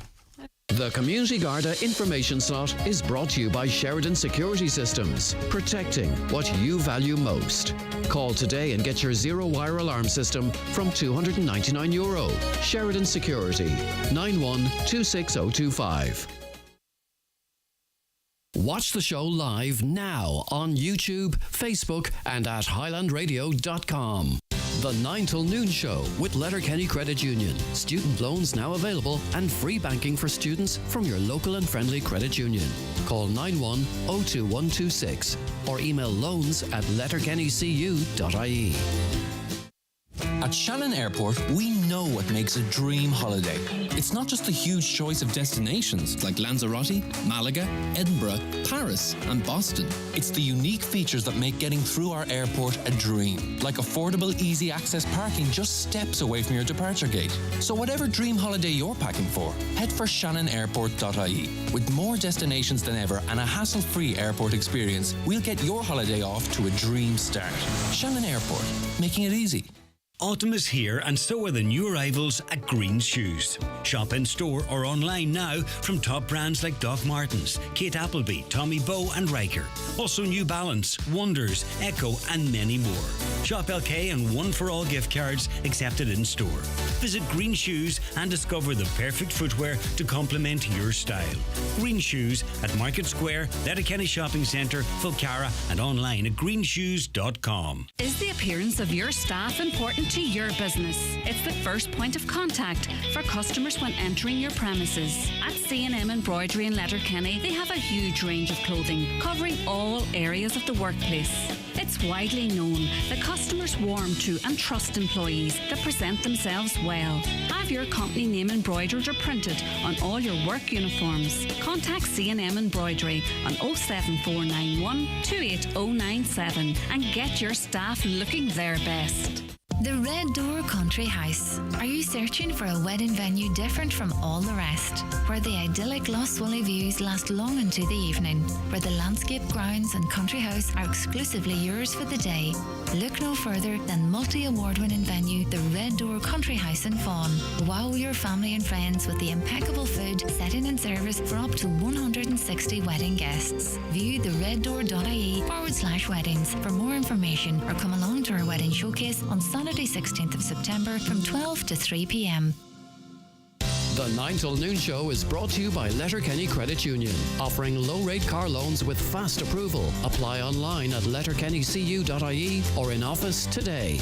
Ireland has been home to many remarkable people, like Mary Ward, a pioneering scientist and a celebrated author.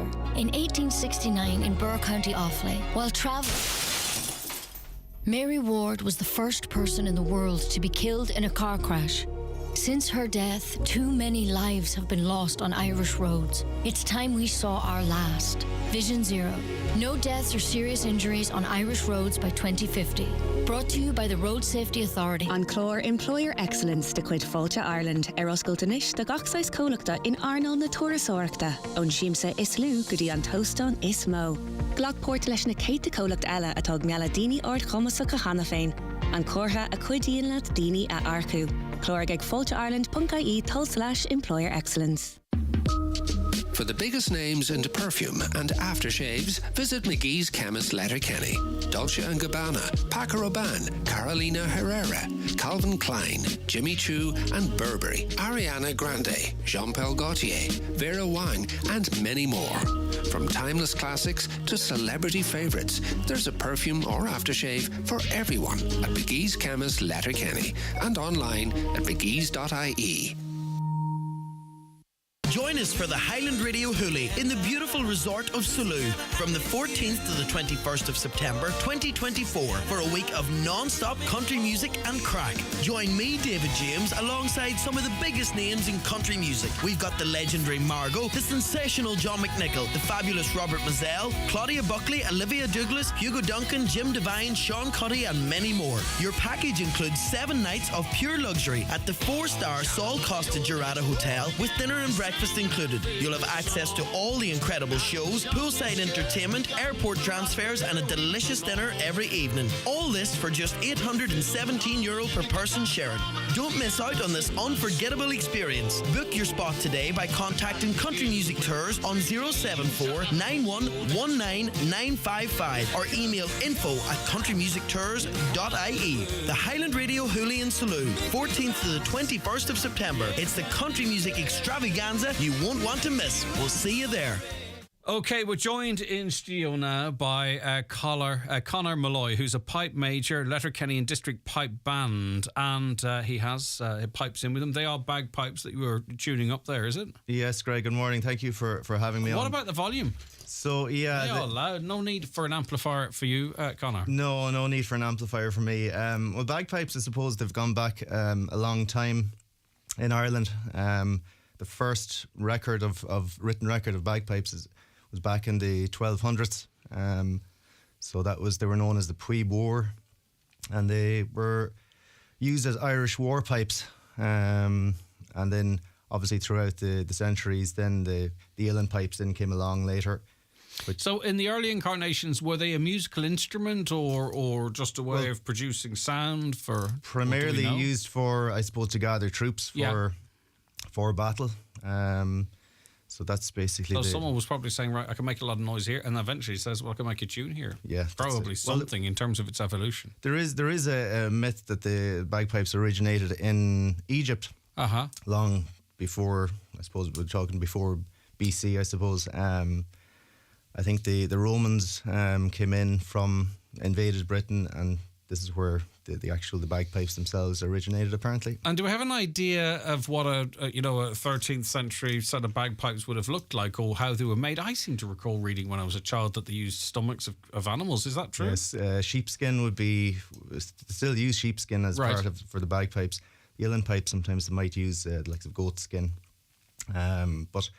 As I say, that would have been maybe sheep. Actual bodies of sheep would have been used back 1,000 years ago, or maybe. And how did you get an interest in playing the pipes? Well, it was I suppose from where I'm from Mayo, and there was a strong culture based around St. Patrick's Day, and then I moved to Donegal, and I got involved in the Letterkenny and District Pipe Band. So we are basically we're a voluntary cross-community organisation that promotes and encourages the art of bagpipes and drumming in Letterkenny and the surrounding areas.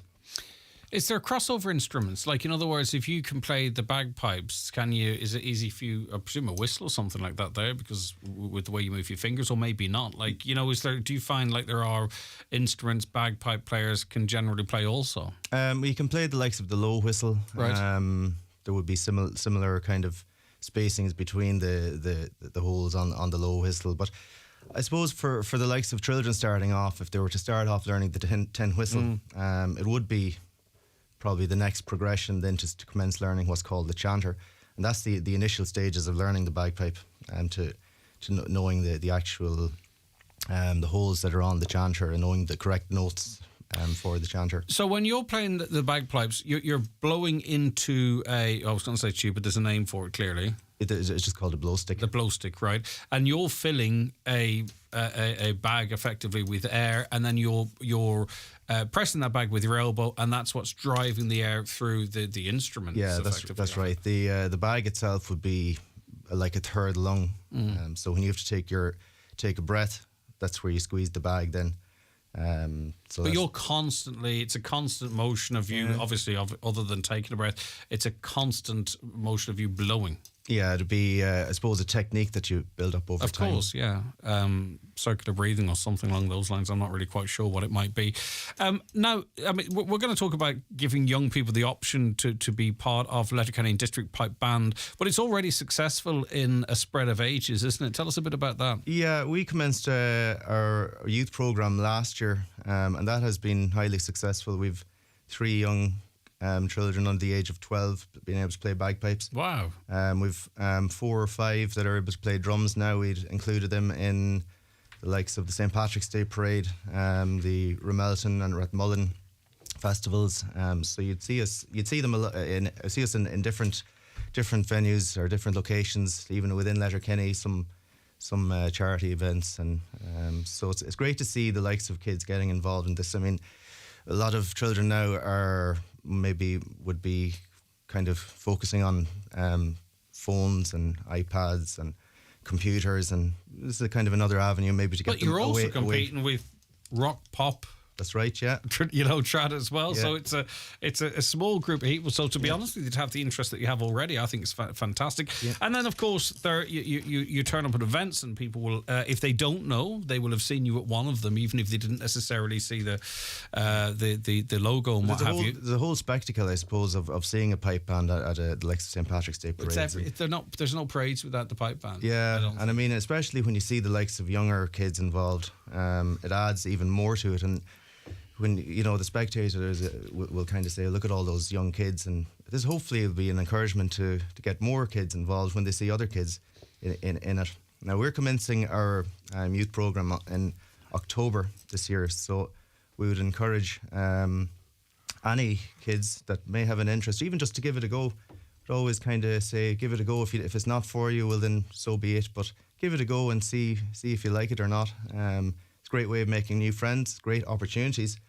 I mean, the band we competed over in Scotland. Well, that's what I was going to say to you. I mean, as well as the performances at various venues, there's the competition element of it, and you did really, really well too, considering this was a global competition. That's right. Yeah, we compete nationally and internationally, and for the first time since 2013, the band competed or qualified for the world's qualification final.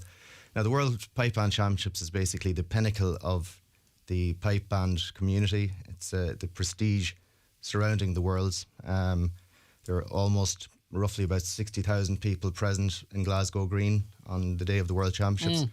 There's about 250 pipe bands from all across the globe. And we successfully came third in our category against another 39 pipe bands. And does the judging criteria go beyond the music? Is it to do with... Yeah, there are aspects that it would be to do with dress and drill and dress are two other makes sense. I was thinking that. All right, okay.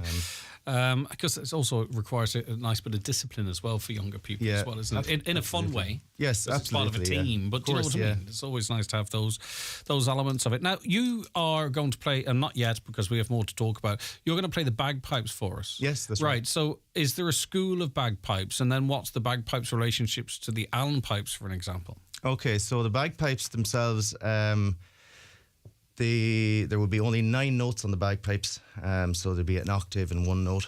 The uilleann pipes would have 2 octaves, so you'd go a lot higher. So sometimes if you hear a piper or a pipe band playing a tune and suddenly it goes down to a lower note, that's making up for the higher note, because we cannot go any higher on the bagpipes. For the uilleann pipes, as I say, there's 2 octaves on that. The uilleann pipes then, as the uilleann is in Irish, it's used by a bellows. So that's basically how the uilleann pipes work. So that's the difference between the Highland bagpipes and the uilleann. Now, you have 3 pipes coming from your bagpipes, right? Yes. They have to be tuned. Yes. Are they in different octaves? The 3 of those are in different octaves? They are 3 drones, so you've got a bass and 2 tenors, and they are tuned into low A of the chanter. Brilliant. And then when the musical variants, the note pitching and shifting, that all comes from your fingers. Yes, that's right. And it throws out and then the 3 sounds out of the pipes complement each other. Yes, that's right. Brilliant. So, sometimes as well, you'd hear pipe bands tuning up and people wonder, what are they doing? It changes so much. So if the sun comes out, the bagpipes change, they have to be retuned. The sun goes back in, under a cloud, it changes again. So temperature can have a huge effect on Presumably the then sound. that's the density of the air or what have you in the bag itself. Yeah, Is the it moisture something as well. If right, there's too much rain, like the reeds within the bagpipes need a certain amount of moisture, and if there's too much rain, then you're going to have problems. If there's not enough rain, then you could have problems, or not enough moisture, should I say. Yeah, I know you're busy outside of your interests with the Letterkenny and District Pipe Band, but do you do any stuff on your own, Conor? Yeah, sometimes I would. Yeah, I played at weddings and the likes of that. Okay, but you so enjoy it that does side seem of to it. be a Of course, thing for it is. You often see thrown up on social media. Anyone know that does this, or anyone knows that a lot of it is down to the bike, because there's something so striking about it. Obviously, Of course, yeah. Like, I mean, even the spectacle of a piper, or even, as I say, the spectacle of a pipe band itself. But the cost that's involved with a pipe band is probably, a lot of people don't even realise it. Like, to rig out one piper, it costs in the region of €2,500. Wow. So that's including your kilt and so on and so forth. The likes of a set of bagpipes would cost in around maybe between 1,200 and 1,500. I mean, they are a work of art, aren't they? Really? Yeah, so it all boils down to the wood that's made.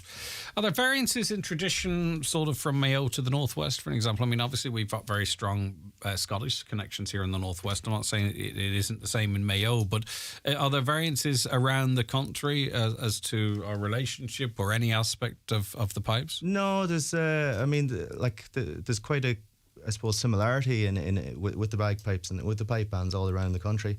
And the same in Scotland, then, I presume. Yeah, that's right. Yeah, like, I mean, a lot of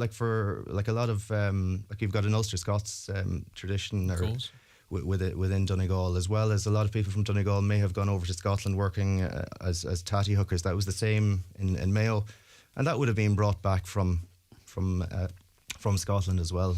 And I mean, you're trying to keep it that way, and many others as well. The strong tradition of, the pipe band, the bagpipes. Outside of Scotland and Ireland, are there any other parts of the world where they are very much part of a country's tradition?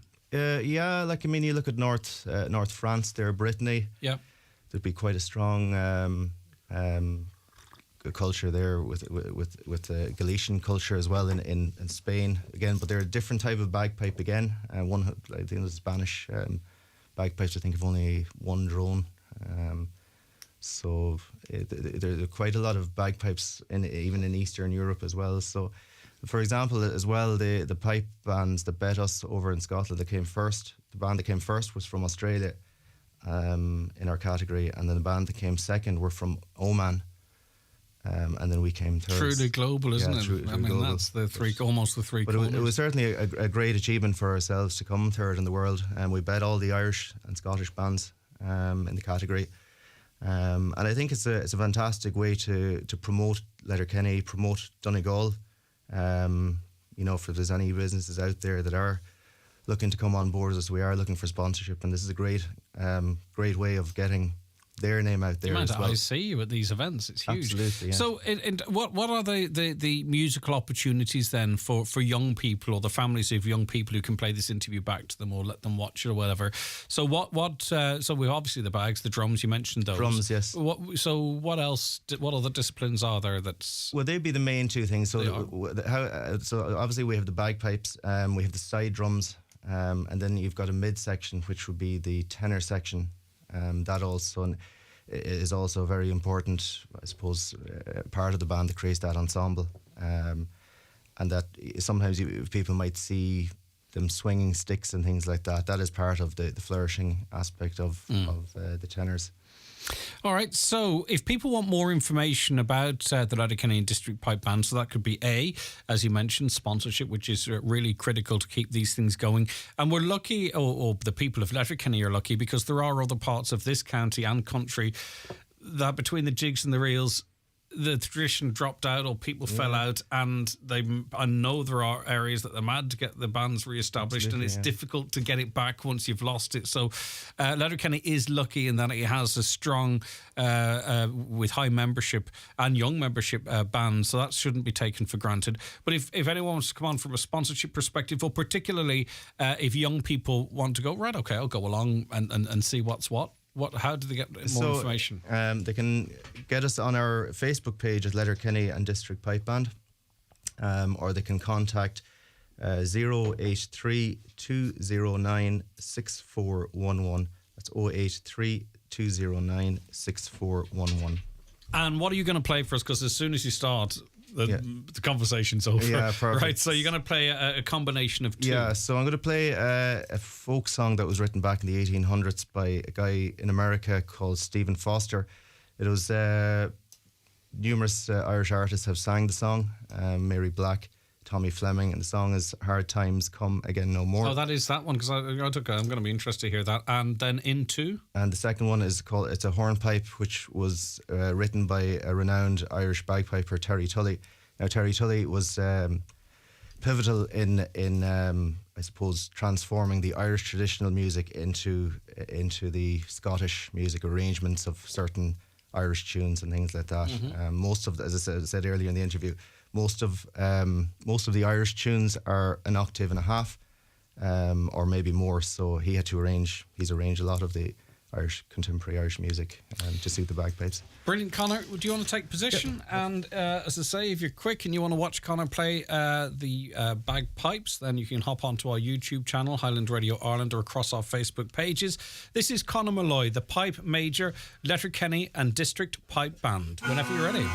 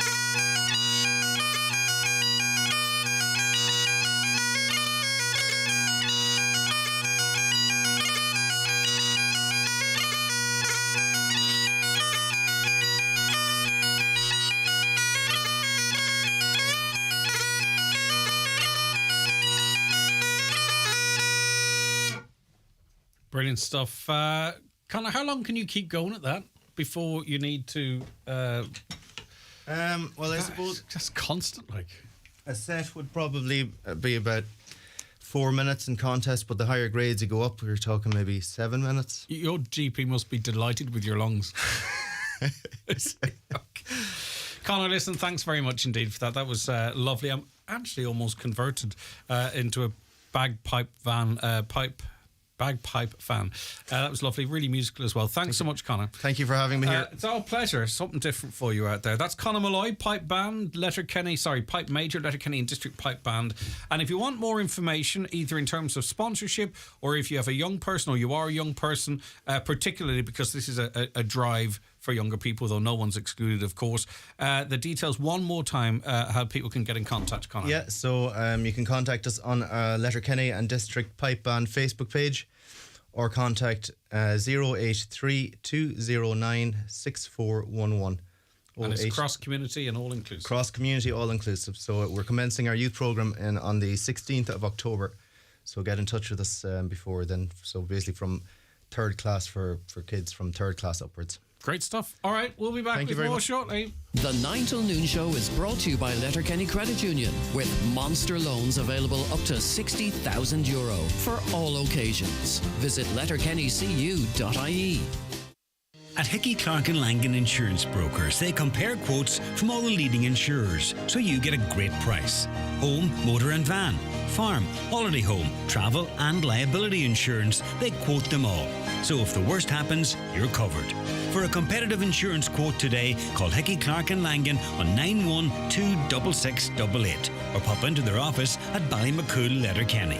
Hickey, Clark and Langan General Insurances Limited, trading as Hickey, Clark and Langan, is regulated by the Central Bank of Ireland. Electric Ireland Superhomes can help you achieve a cosier, healthier and more energy efficient home, and one with less carbon emissions.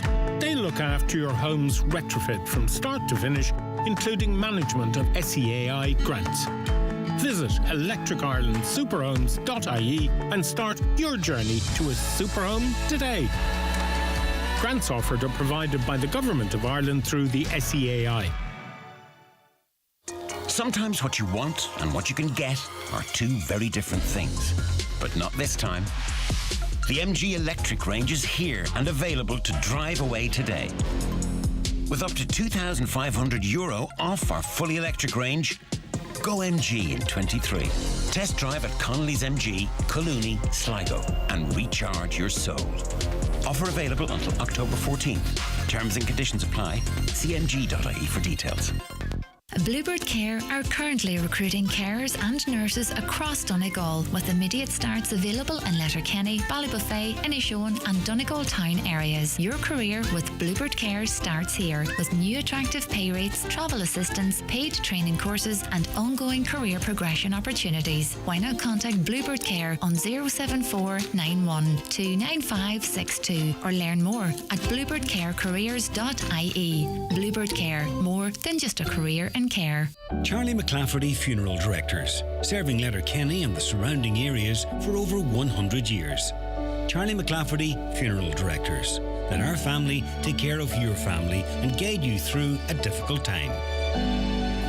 Caller says, good morning, Greg. I got this message on Friday evening. Wonder if it's legit. I haven't opened the link, bearing in mind I got the smart meter installed within the past 2 weeks. Claire, let me dig in here and I can tell you categorically it's a scam. It says, Gov.ie, you are eligible for a discounted electricity bill under the Energy Support Scheme. You can apply here. A complete scam. They'll never send a link in a text. But anyway, it's incomerevenuecreditreview.com/mygov. That's also a telltale giveaway. So it is a scam. Claire, you did right not to open it and in fact delete it. They'll never, even if they were to give you some a bit of a break on your electricity bill, they're not going to send you a link through a text message like that. So spread the word and ignore them. Thanks, Claire.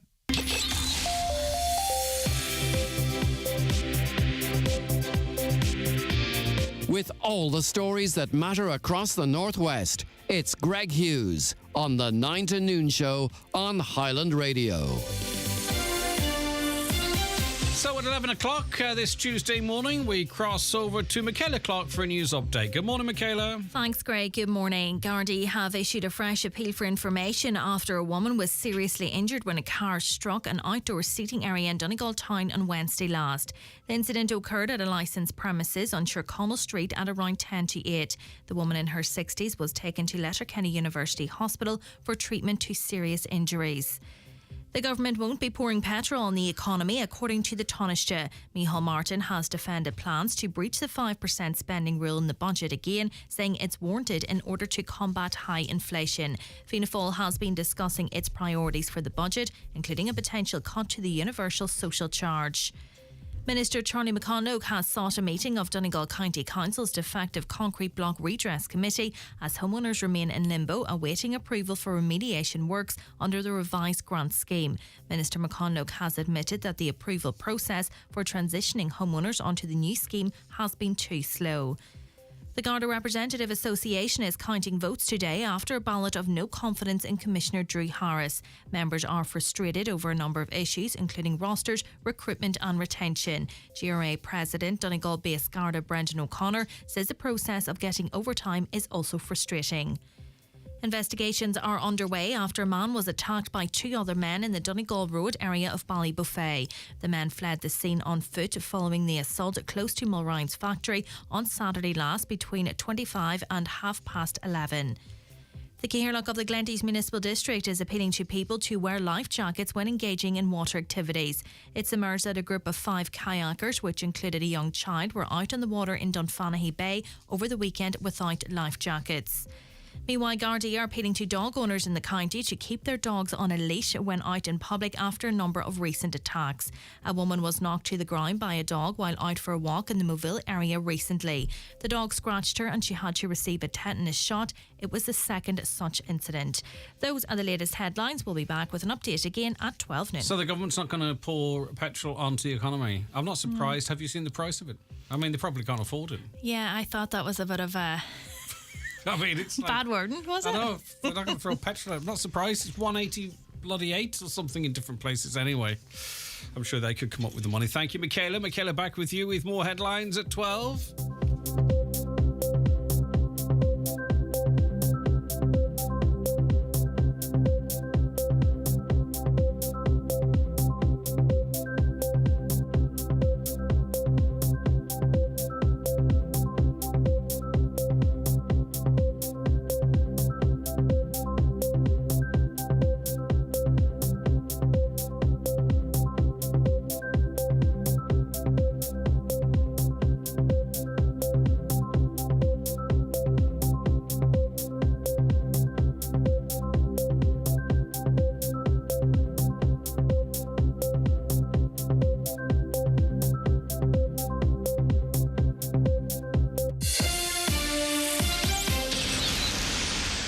There's nothing quite like a McDelivery in your own home, or eating a quarter pounder with cheese in your PJs. There's nothing like tucking into a box set with a Big Mac, or delving into your secret stash of dips, then dunking a McNugget in 3 of your favourite sauces. 'Cause what you do in your home is your business. There's nothing quite like a McDelivery. Order now in the Uber Eats or Just Eat app. At participating restaurants only. Serving times and delivery fees apply. See Uber Eats or Just Eat for full details. Okay, Greg, can you mention iCare is having a coffee morning on Friday the 22nd of September in O'Flaherty's Bar, Main Street. That must be Buncrana, from 10:30pm until 2pm.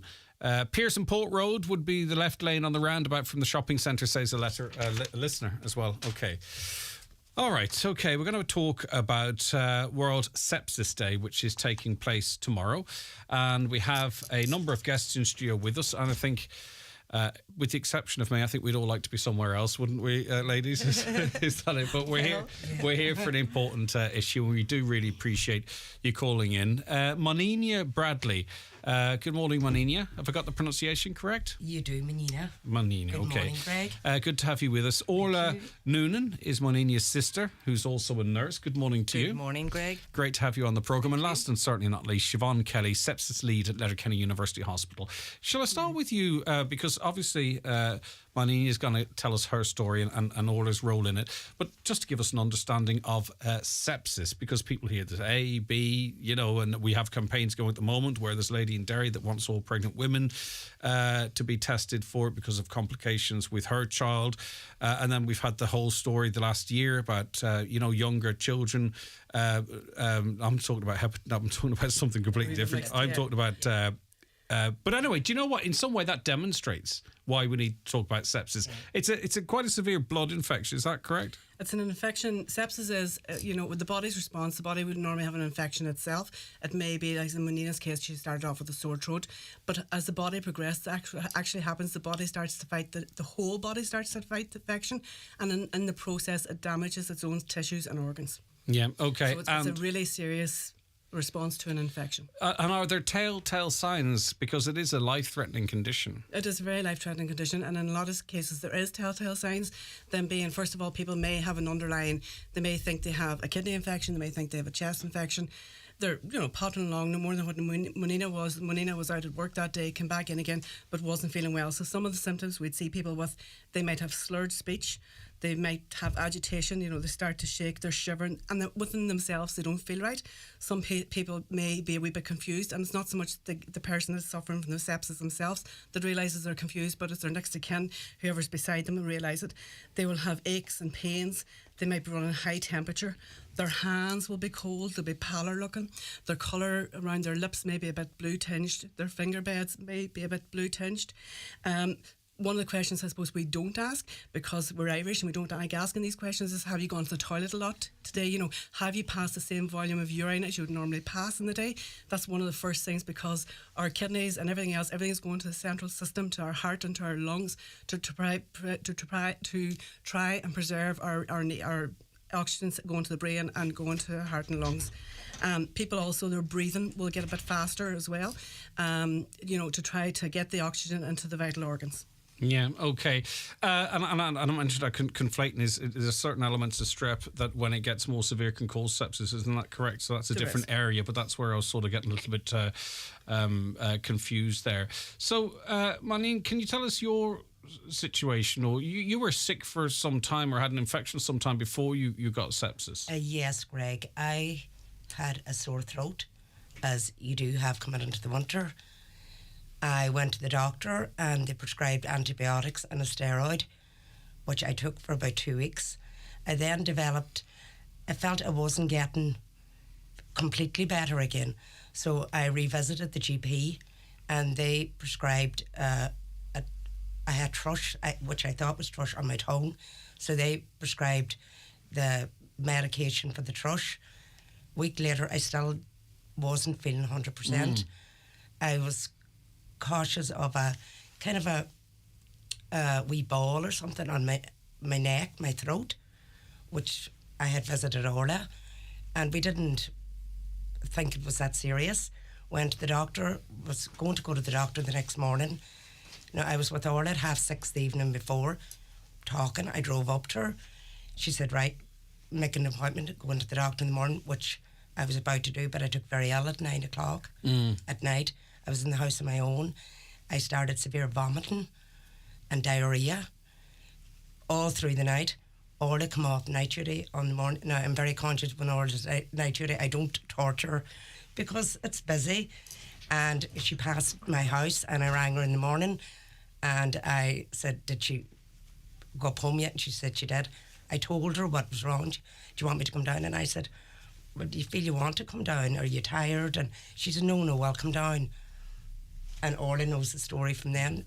I really, after that, I got very agitated. I was taken by ambulance. I really don't remember much after that. I mean, we're going to talk about Orla's role in this in a moment, but I suppose, I mean, what I might do is, I'm under the care of the GP and the antibiotics fix everything, and then when the course is finished, everything will be grand. Yeah. I think this is a reminder to sort of trust what's going on as well yourself a little bit, isn't it? I never thought it was anything more serious. And it's winter. If it's coming into winter, everybody gets colds and flus. But you get on with your daily life, and you might feel a wee bit tired, but you keep going, and then this all happened, which was just happened so suddenly, with overnight, and and I think if I didn't ring or I didn't have anybody coming into the house because my son had gone back to work in Dublin. Scary. So I would have been on my own if it hadn't been for my sister. And you were almost a wee bit too brave for your own good too, because you didn't want to disturb your sister. I never do, and I'm very conscious of that. But with her working, it's busy. Yeah. But I'm very happy I did. So, Orla, with a couple of little signs that you were looking out and sort of monitoring, or was it when the symptoms began to worsen that you thought, right, enough is enough here? Or did you suspect it could have been sepsis at this point? Absolutely not the night before. Yeah. Greg, as she told you herself, she had the the antibiotics. She said the lumps in her throat. I really did think it was thrush. She was on something, the right medication for her. She came up that night. She was upset in the kitchen that night at 6:30. She said, I'm really worried about this lump. And I said, it's your gland. I'm sure it's you're because you're not feeling well, it's probably sinusitis, and sometimes that antibiotic isn't the proper antibiotic. So we'll get the specific one from the GP tomorrow. And that's how I left it. En route to Letterkenny, she phoned me again. She said, now I have Augmentin here, should I start? And I said no, because you don't want to throw something else into the mix. We don't know what we're dealing with. And tomorrow we'll get the right drug from the GP. And when she phoned me in the morning, it wasn't even the phone call. I knew she didn't sound good, but it was when I went in to see her, I thought, am I overreacting here? I've had no sleep. Is she as sick as I actually think she is? When Nina was moving house too, we just omitted to tell you that, so there was scanty stuff in the house. I went back up the road again and I brought down a stethoscope and a spike. I brought down a thermometer and I brought down sheets and jammies, because all her stuff was in Mammy's house. So that was fine. I couldn't record the blood pressure. I thought, again, am I tired? She was so agitated, and her colour, the purple in this, office here, Greg, she was mottledy looking. Wow. So that's when I rang Marie to come across, because Marie was with her, she's her friend, and Marie was there the night before. An angel. And Marie came. I said, Marie, am I? Because maybe it's the nurse within you, or it's the way we were brought up, the culture. You didn't disturb doctors unnecessarily, and you didn't ring for ambulances unnecessarily, and that was part of our culture. And I thought, am I overreacting here? And then I rang the GP, and I spoke to the receptionist, explained Nina's symptoms. She said he would get back, but it would be maybe 12 o'clock. And I'm still thinking of, poor me, I need to go to bed at some stage here. So that was fine. I thought, well, you know what? I'll try my end. You do your best, your end. I rang into the ED and I spoke with one of the girls, Sarah, told her, and she said, look, Orla, if you're concerned, I'm concerned, and just go get the ambulance. So we did that. We got the ambulance and we'll pick it up from there. But Siobhan, what was happening at that time? And I know you sort of ran through it at the beginning. What was happening over the course of those weeks in Monina's body? Well, I suppose over the course of those hours, her body was responding. Her body wasn't going through an inflammatory process. It was fighting an infection, that basic infection, but then normally when we have a sore throat, our throat and our glands and our throat will fight the infection in that specific area. But what happens in sepsis, the whole body starts to respond. It's a massive response in your body. Orla talked about her colour there, her colour being like the colour, like a purpley colour. There wasn't enough oxygen getting to her tissues, to her vital, to her skin. Yeah. Her hands was closed. Her body was in a shock reaction. She was shaking. She was agitated. There wasn't enough oxygen getting to her blood. That's why she was agitated and not feeling herself. And that's the response the body was going through. The body was actually turning on itself. And in any there's always some circumstances, but ordinarily, does the body find a way through that, or is that? That when you have sepsis, it's very severe and you need help. Very seldom will you come out of sepsis. Sepsis is one of the leading causes of death in the world, and that's why there's a World Sepsis Day every year to create that awareness. And that's the reason why sepsis, and why we want to get the recognition out there for people to know the signs and symptoms and know to act quickly, because as Monina says, she was at her work the day before. That night she got sicker as the night went on, and in the morning time at 9:30 she was extremely ill. Like, you could easily talk yourself into thinking there's nothing going on here, that I'll go to bed and I'll be grand in a couple of hours, couldn't you? That's the thing, you see. And the fact that she rang Orla and got her sister, or got somebody, even to get somebody in to look at you, because you doubt yourself, you overdoubt yourself. You ring it doesn't have to be medical, just have somebody with you. Everybody knows their own body, when something changes in it, they know. And if it's something severe, just make a decision that you go for help, or you ring your GP. They're there, that's what they're there for. Look, take more care of yourself. Yeah. And Orla, your journey wasn't Monina, your journey wasn't over once you got from home to the hospital, because with the best treatment that could be provided, your condition continued to worsen. Deteriorated. I got very agitated. I really don't remember a lot from. I don't remember being taken from Letterkenny. I don't remember going in. So you ambulance. woke up next in Galway, effectively. Yeah, and 2 weeks later or whatever, and they said, "Do you know where you were?" Obviously, they were questioning me, and I said, "Yeah, I'm in Letterkenny." And they said, "No, you're in Galway," and I didn't know, but I woke up. So who best describes the treatment? Were you involved in the treatment, Siobhan? No, I suppose. Orla? So what was happening then? So you took Monina to hospital, right? And they start at that point, is it? No, the ambulance crew. Yes, the ambulance came out, and I have to say, the ambulance came in, made a quick assessment. She went into the ambulance, and I had given them the vital signs that I had recorded, they went ahead and did their own assessment, and her blood pressure was extremely Through low. the roof. Oh, sorry, it was Blood low. pressure was Okay, in her boots, and her heart rate was fast, and her temperature was high. Right. So the 3 vital signs were elevated, and they automatically, recognised this as sepsis. So they started her on the treatment. Then they started her on IV fluids, antibiotics, and paracetamol then to bring down the temperature. And like that, when Nina was extremely agitated still, she went on to hospital, and Marie went with her till I get a few hours sleep as I'm going back in the next night again. And to be honest with you, Greg, as Nina went out the driveway, I thought she's gone to hospital for 5 days. That's it. Yeah. So I go to bed at about 2:00, 2:30 for a few hours, get up again, and Nina had responded to the medications in Letterkenny University Hospital where she was. But at 6:30 that night, I was again coming back in again for my night shift. She went downhill, got very ill, and then she went into resus, and they attempted to, get her all stabilised and drug resuscitation and fluid resuscitation, and she ended up going to intensive care that night. And as Nina said to you, she was complaining of this sore neck as well, because her throat then, it had become, and I'm probably skipping on because we never got a full diagnosis as to why Nina developed this, but they feel it was from a strep throat, strep A throat, right? So that infected her gland. So that's where the pain was coming from.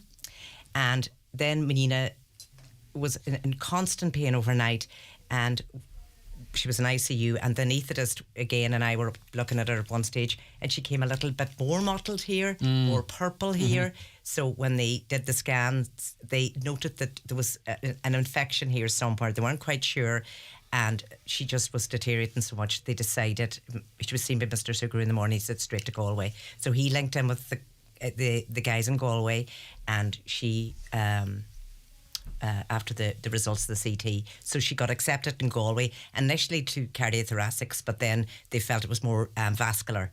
So she went down under Mr. Hussey's team. But as the night progressed too, and we were following down later on that night in the car, she became so unwell. She was intubated and ventilated then in intensive care. And we're all sitting here and we're all thankful, Maninia, but this is this is traumatic, isn't it? And it takes a wee while to get over it, and it's like it's kind of beyond going, well, all's well that ends well, because this was a huge thing for you and the family, and you, I'm sure there's times you reflect and go, get a gunk even just even now, like just thinking back, when I came round in Galway, I was so anxious, I wanted home. So the care that was given in Galway, Siobhan, that was complications arising from sepsis or sepsis itself too? It was a combination of both, Greg. Okay. The initiation of the antibiotics and the fluid therapy and the supports for the heart and all that would have been started initially in Letterkenny, but because, as I said earlier, the sepsis is, it's the body's own response to the infection, and it starts to fight its whole body, and it's damaging its own tissues and injuries, and it had damaged her tissues up and around her shoulder area and all that, and the tissues was dying, and it was also a source of infection as well, and that's why the surgeries then were carried out down in Galway. Yeah, and as you say, it's a very serious condition. 1 in 5 people who develop it die from it. Yes. But I presume counted within that 1 in 5 are those that don't get any medical treatment at all. Not necessarily. Right, okay. Some people get medical treatment and do not survive sepsis. Other people have come out with life-changing injuries. They maybe have left with body deficits or defects in their body, and it has a massive psychological impact on people as well, and trauma post, they talk about PSD and from people who survive sepsis as well. So it's, no matter how you look at it, it's a life-changing event, even if you survive it. So what you talked Orla about a generational thing, maybe about we don't want to bother a doctor, or we don't want to do this, that and the other. Like, I'm really concerned when we do talk about stuff that we're not discourage anyone from getting help when they need it, because you could be of the view that there's no GP will answer a phone call and there's no point going to the hospital because you'll never be seen. So we have to counteract that and counterbalance that, right? What point do and either you Orla or Siobhan, then at what point do you say, right, there's a couple of markers here, I need to go and make sure that this isn't, because in your case, Marlene, you had got antibiotics, you were under the care of a doctor. I'd been to the doctor. So what's the key from there? And I know we went through it a little at the start. What's the key from there to say, right, okay, I'm going to get this double checked. Yeah. Okay, and I suppose I'll go maybe first. Please, yes, go ahead, Siobhan. I suppose Menina had gone to that GP, had got her antibiotics. Still wasn't improving correctly. You didn't respond completely to them. Yeah. And I suppose what I will stress is when you're given a course of antibiotics, it's very important to take the full course of antibiotics. You went back to the GP again for review. He reviewed you. He treated what he thought was thrush, gave you treatment for that there. But you yourself, the person themselves, know them. They're not right. They're just not coming back to themselves. They're not responding as well as they normally would be if they had, if they had sore throats in the past or a kidney infection in the past. One of the things I will say, I suppose we have to watch our own bodies. You've said it yourself. Nobody knows their body as well as you know it yourself. And if you have that concern that I'm not right, go with your own intuition. Go with your own intuition. Definitely. You're better safe than sorry. And especially if you've already had an infection. And it doesn't have to be a throat infection. It doesn't have to be a cough, a chest infection. You might have stuck with a thorn in your finger a week ago. You have a wee cut down the side of your leg that you've passed no marks of, and then all of a sudden you might look up and say that doesn't look too, or it may be something internally inside in your organs that you're unaware of that's causing the source of infection. So what should we look out for then? I remember back in the day, my mother would check to see if a vein had went red or something. I don't know if that was to do with this or whatever, but that's back in the day. So other than not responding to medicine, things aren't going as you would expect. What else you mentioned at the beginning? I just want to recap as we move towards the end of this. So what else might be happening with your body? You might feel cold. Your hands might be cold. You probably won't notice the colour of your lips, but somebody else might notice the colour of your lips. They're not. Your breathing pattern will change. You might be breathing more rapidly because you're trying to get more oxygen in. The also thing is you're not passing the same volume of urine as you would normally take. You feel tired and sluggish of yourself. Your concentration's not there. You just. Some people vomit as you did. You vomit. Diarrhea. So there's a lot of. But you're just not yourself. And as Siobhan says, Menina mentioned about your own body. But who knows you better than the family? Your family are a fabulous resource because they can say to you, well, Mammy does not look, I know her. They do know that person. They know when they're not well. Much better than any nurse or doctor seeing that person. They don't know them. So listen to. And it can affect anybody. It can affect anybody. To your family. People. I suppose people who are well and fit. Yes, they can get sepsis, but I suppose people too with other underlying health conditions, young children especially. All those things have to be watched out for, and they do encourage us all to get our vaccinations for the meningitis, for the pneumococcal pneumonias, for our flus, and those vaccines. While they may not prevent sepsis, they will help along the road. Yeah, it's really, really important that we, particularly I think as parents, that don't get caught up or conflate conversations about vaccines, which we're not going to get into now, and then have a broader disinterest in them or be discouraged, because there are some that are long time tried and tested and genuinely can be the difference maker. That being said, it's up to each individual to make their own decisions. We are coming back into the winter again, Siobhan, and we are going to start hearing about strep again, and we went through this with our own boy there on Christmas Day. He got very sick really quite quickly, and thankfully we were able to get to NowDoc and got antibiotics and everything was fine, but my word, it's not pleasant. So particularly for young people, because we talked about how we feel. So Manina, she knew how she felt. She didn't want to upset anyone with it, but what about younger people? What should we ask where they can communicate, of course, as we head into the winter season, because it can affect younger people too, though I imagine it's rarer. Well, it may be rare, but I suppose, babies will go quiet. They'll not be feeding like under 1 year of age. They'll not be feeding. They'll be very pallor. They will be, what we'll call as limp sleeping, just no life in them at all, and the same with young children, maybe under the age of 8. They'll be the same. Their energy levels will go down. They'll have no interest in food. They'll be crying. They don't want you near them. Those are sort of the telltale signs. And it's not. You don't have to be a nurse. It's a mother's instinct in a lot of cases. That knows over your here, child. please. I'm a dad as well. Daddy, but you mean So those kind of things. You just know they're not right, and they're off their food, and they're normally lapping about. And children, I suppose what I will say is wet nappies as well. Yeah, and wet nappies. Not going to the toilet as much as they used to, not passing as much urine, and children can get sick very, very quick. They can be jumping on the sofa 1 minute, and an hour later they can be on the floor and lifeless. So. Exactly. And don't again, think their you're bothering temperatures people as well. I think we just need to make sure that we get help when we need it. Yeah. You talked about your interaction there, Order, with the blood pressure monitor. I think everyone has a thermometer in the house. Yeah. Should we all have blood pressure monitors in the house, I wonder? Because, not even just for this, but more generally speaking. I don't know, because what type of device do you have? Yeah, but I suppose it's a little bit about your ability to interpret the results as well and what you're looking for. Okay. I obviously, because my background's cardiology and I'd worked for years in the cardiac, I would have a swig and I would know a blood pressure and I know what's normal. Tie it in with what and I would else know what is was happening. normal for Menina, and I would know for so you don't want to scaremonger people to going out and buying a blood pressure monitor. Literally, by me putting my hand on Menina's head was enough of a telltale tale to say that she is unwell. She was, warm to touch. She was agitated. She was perspiring. There was a lot of other telltales. I put my hand on her wrist to do her pulse, and I knew it was fast, and it was so like that. The blood pressure wasn't. I wasn't even. You didn't need. I didn't. That To be quite honest, layer. even though I said that, I didn't believe how accurate it was myself. Okay. So like that. How are you now, Monini? I'm sure you're grateful. I'm sure you're. Yeah.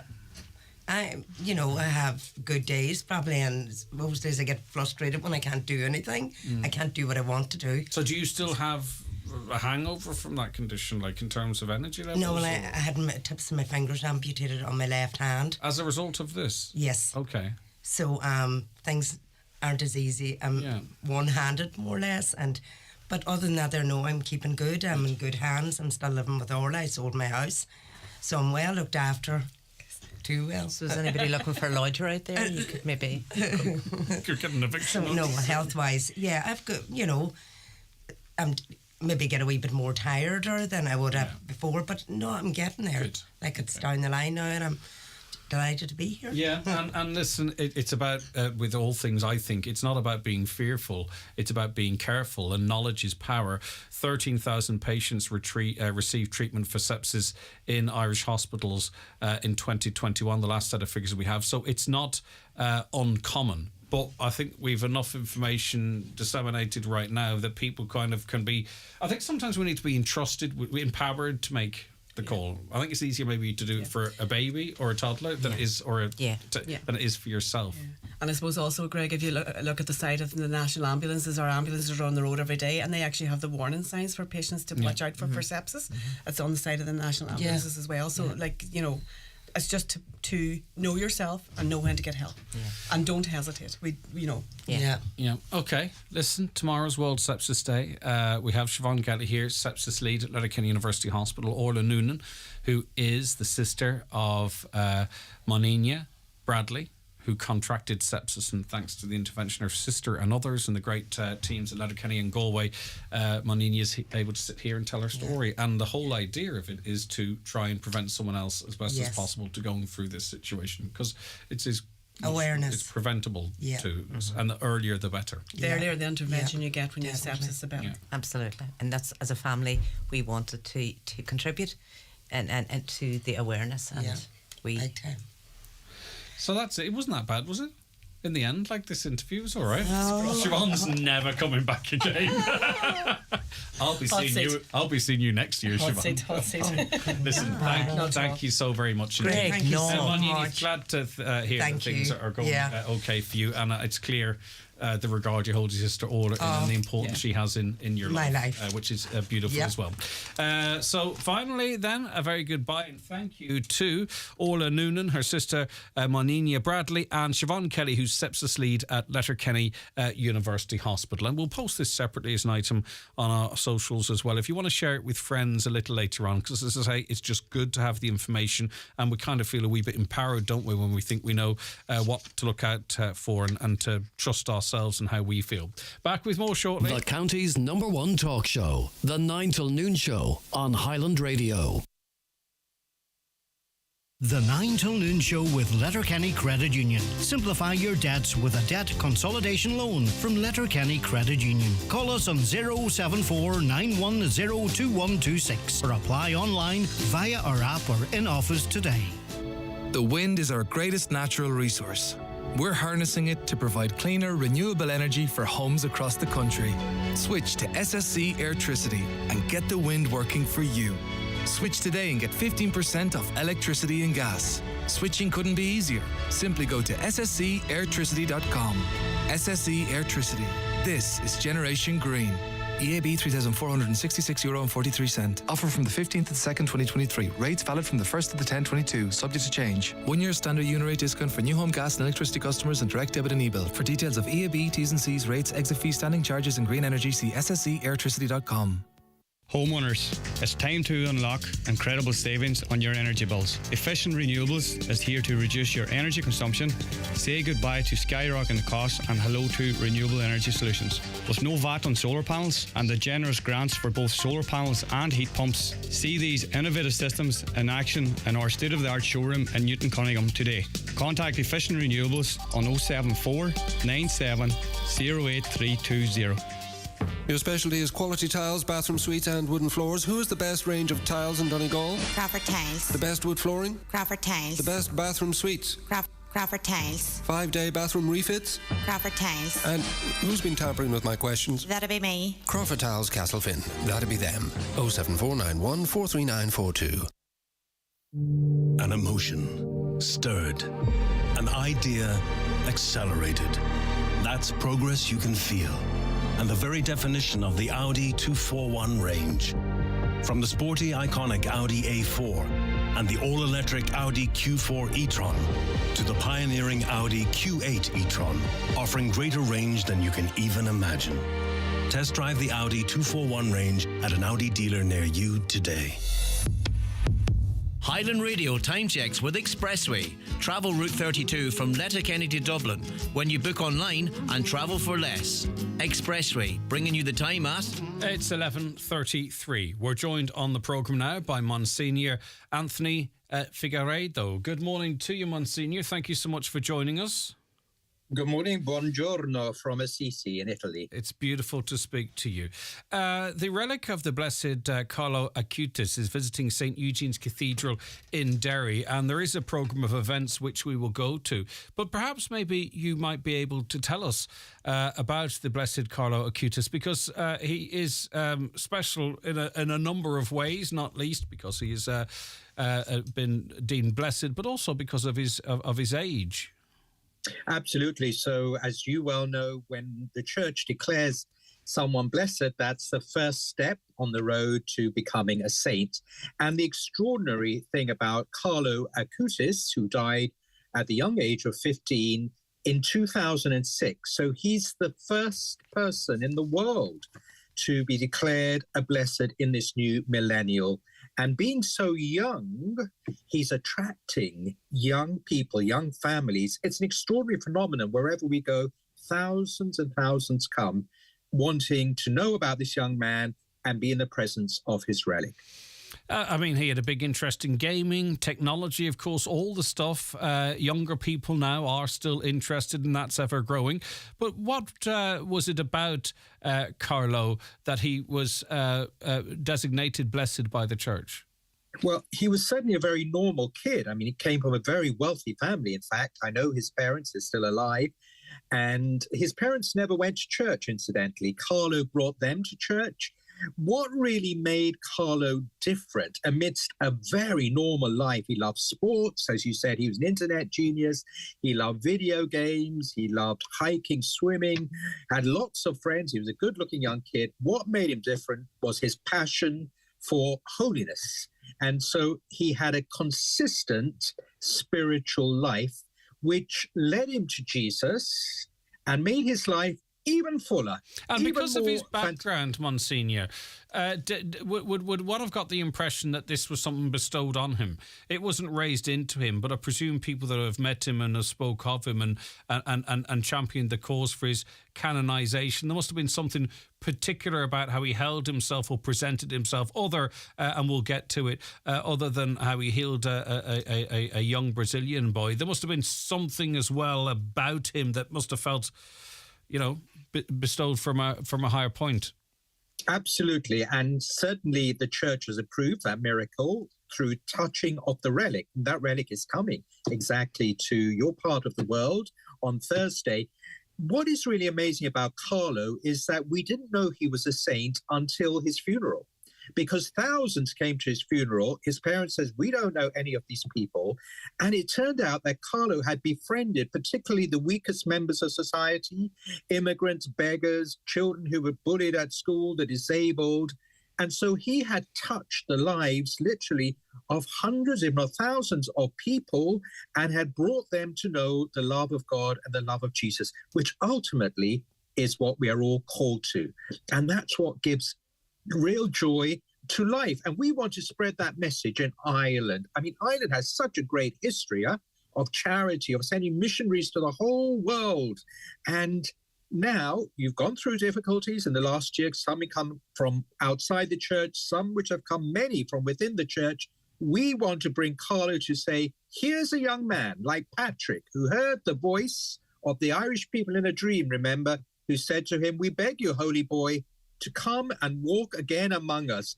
That's why we're bringing Carlo to Ireland. That's why we're bringing the relic to touch people's lives, especially young people. Imagine if young people today can bring their parents to church. I think that's going to be happening. What can you tell us about the miracle which was approved by Pope Francis in 2020? Well, again, extraordinary. As you know, the church has great precision in approving miracles. Well, you have to, don't you? Because you can't, you know, for obvious reasons, yeah. Yeah, absolutely. So this particular miracle, the parish priest came from Brazil, was visiting Assisi, where I am now. He left an image of the Blessed Virgin Mary in the home of Carlo. And the parents gave him a small piece of the cloth that covered Carlo when he was exhumed from the grave in Assisi, beginning his process of canonization. The priest took the relic back to his parish. That's exactly what we're going to be doing, coming to Ireland on Thursday.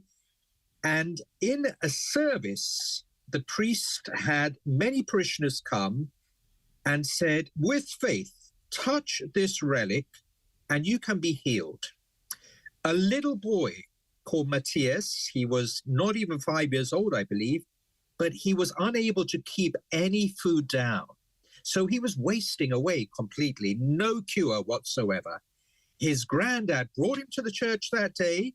He touched the relic, and on his way home, he asked his mother, I want steak and chips, just like my two brothers. And when he arrived home, he ate the whole meal, able to keep all the food within him, and is now a normal kid. Doctors have said that's an absolute miracle. By the way, we also have a second miracle, we believe, in Florence now. We don't give the details of that because it's still going through the process of being examined very carefully. But Blessed Carlo of Assisi, and I want your listeners to know this, is a young boy who we believe is alive in heaven.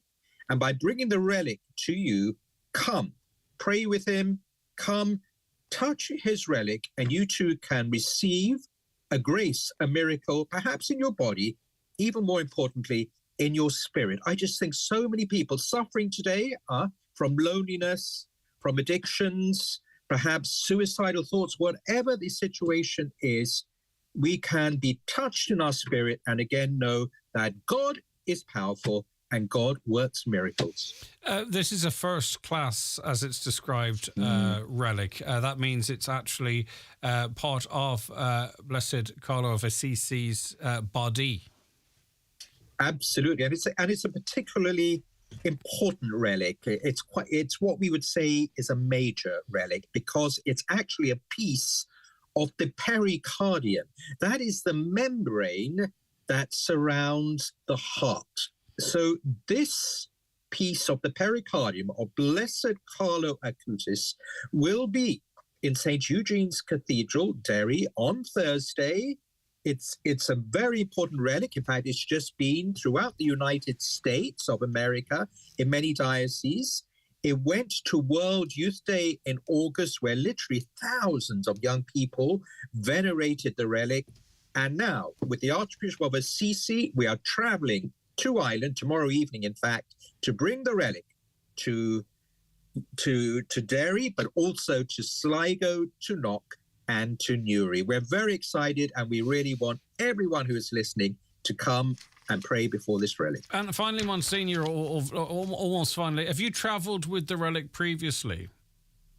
Absolutely. And I what have you travelled to the seen? Relic. I beg your pardon, sorry to interrupt you, Monsignor. The follow-on question would be, you witnessed people in their numbers, but did you see any, I don't know if the right word is transformations or some of that connection with it that you talked of, either physically or spiritually? I can say with absolute certainty that I witnessed miracles, and I've heard of people really being healed in their body since our visit to Armagh, where perhaps 7,000 people came in the space of a day and a half, then West Belfast. Even more importantly, and I would stress this, I have heard of people who have been given courage and fortitude to go forward in their lives, especially young people, young couples, anyone who is sick, anyone who is disabled, anyone who is lonely. They know they have a young saint in heaven praying and interceding for them, who's walked amongst us. This is the great thing of Blessed Carlo Acutis.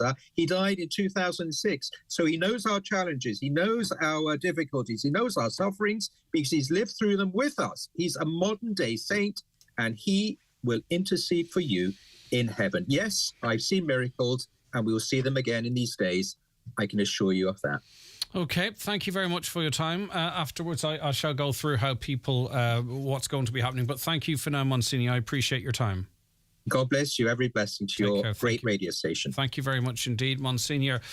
Anthony Figueredo.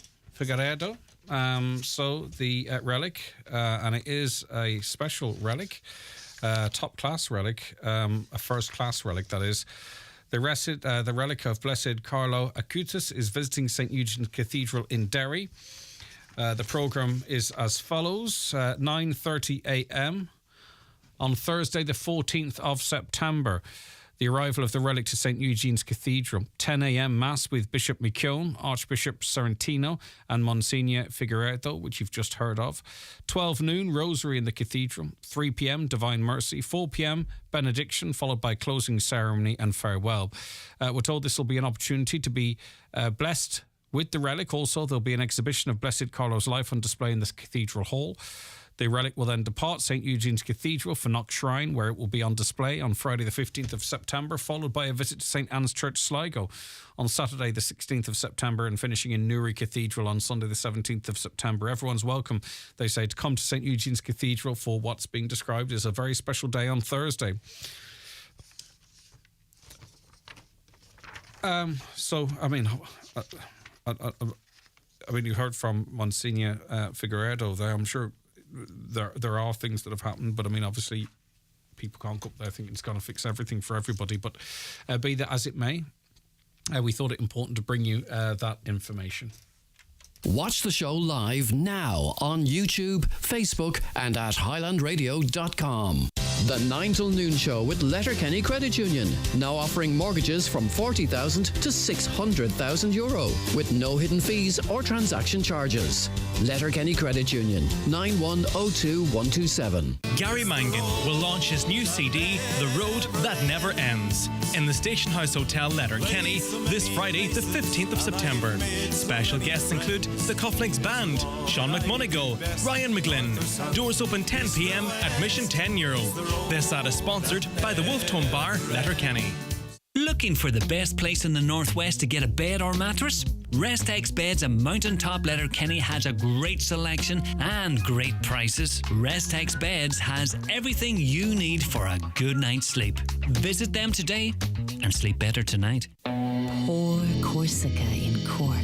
Bring Burgundy to Blackrock. The Taste of France is in store at M&S with 20% off our whole range of incredible French wines. This is not just wine. This is M&S French wine. Over 18s only, subject to availability. T's and C's apply. Please drink responsibly. Prepare and protect your skin this autumn. Invest in Lancome skincare, available at Michael Henley's department store. Purchase 2 or more Lancome products, 1 to be skincare, and get a full-size product completely free. Offer available in-store at Michael Henley's and online at michaelhenneys.com while stocks last. Enter the Virgin Media Playhouse and unleash our best offers. It's time to play with our €100 gift voucher to spend your way when you choose full fibre 500 meg broadband for just €39 a month for 12 months and no activation fee. So switch today at virginmedia.ie. Virgin Media. It's playtime. T's and C's apply. See virginmedia.ie. Subject to location and availability. New customers only. 12-month contract. 500 meg broadband. €70 thereafter. Ends October 11th, 2023. The Tyrconnell Blackfish Sheep Breeders Association 12th annual sale of 500 female sheep will take place in Milford Mart this Friday, the 15th of September at 7 p.m. The sale will consist of ewe lambs, hoggets and ewes. That's this Friday at Milford Mart.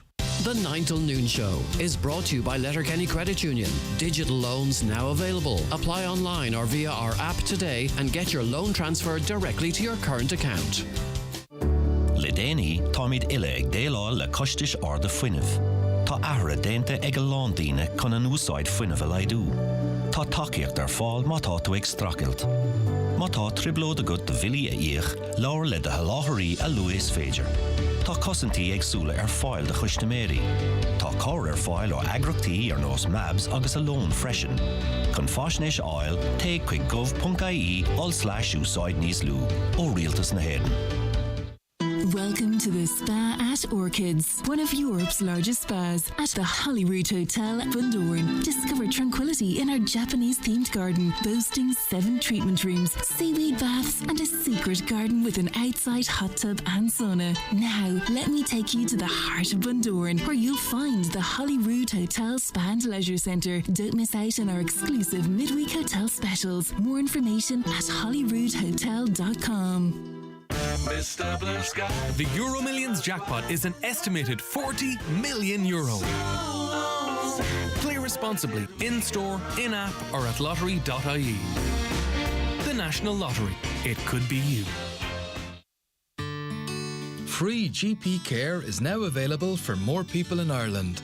As a result, you may be eligible for a means-tested GP visit card, depending on your personal circumstances and your income and expenses, like rent or mortgage and childcare costs. To find out more or to apply for a GP visit card, go to hse.ie/GP visit cards. An initiative of the Government of Ireland. Breedon's Furniture, Cooley Maville. With over 40 years of experience in furniture and floor coverings, they've got Irish-made furniture, suites, beds, mattresses, dining, flooring, slide robes and occasional furniture. Great prices and large selection now available at Breedon's Home Furnitures, Cooley Maville. Okay, we're joined on the programme now by Tim Cullinan, President of the IFA, a very busy man, of course. Tim, thank you very much for your time today. Not at all, anytime. Right, so what went on yesterday? Were you offered a meeting, a one-on-one meeting with Agriculture Minister Charlie McConnell? Did you turn that down in favour of protesting outside the Fianna Fáil thinking? And if so, why? So, yeah, I suppose, look, and this reverts back just quickly back to last Thursday, and I suppose even prior to that. And the reason we are protesting currently is, I suppose, look, obviously there's 2 key issues out there, and number one is the delay in the payments. Farmers have to wait in excess of a month longer this year for their payments, which they're entitled to. If any other sector in society, if they had to wait a month for their salary, I think there would be uproar. And the other one, obviously, is this whole nitrates derogation and what has happened there. And I suppose what happened was, there was negotiations going on to hold this at 250 kilos organic N per hectare, and our proposal to reduce it to 220, and obviously we want to maintain it at the 250. So there was a technical water quality group set up by the Minister. There was negotiations going on there.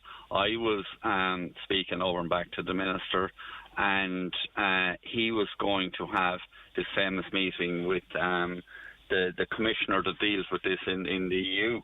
And as we all know, this transpired that it was only a video call. It wasn't actually an in-person meeting. What's your concern with that? Are you concerned that the other party's not going to take it too seriously here. I mean, it can't be that big a deal if the last content before it's announced or the last contact before it's announced is over a video call.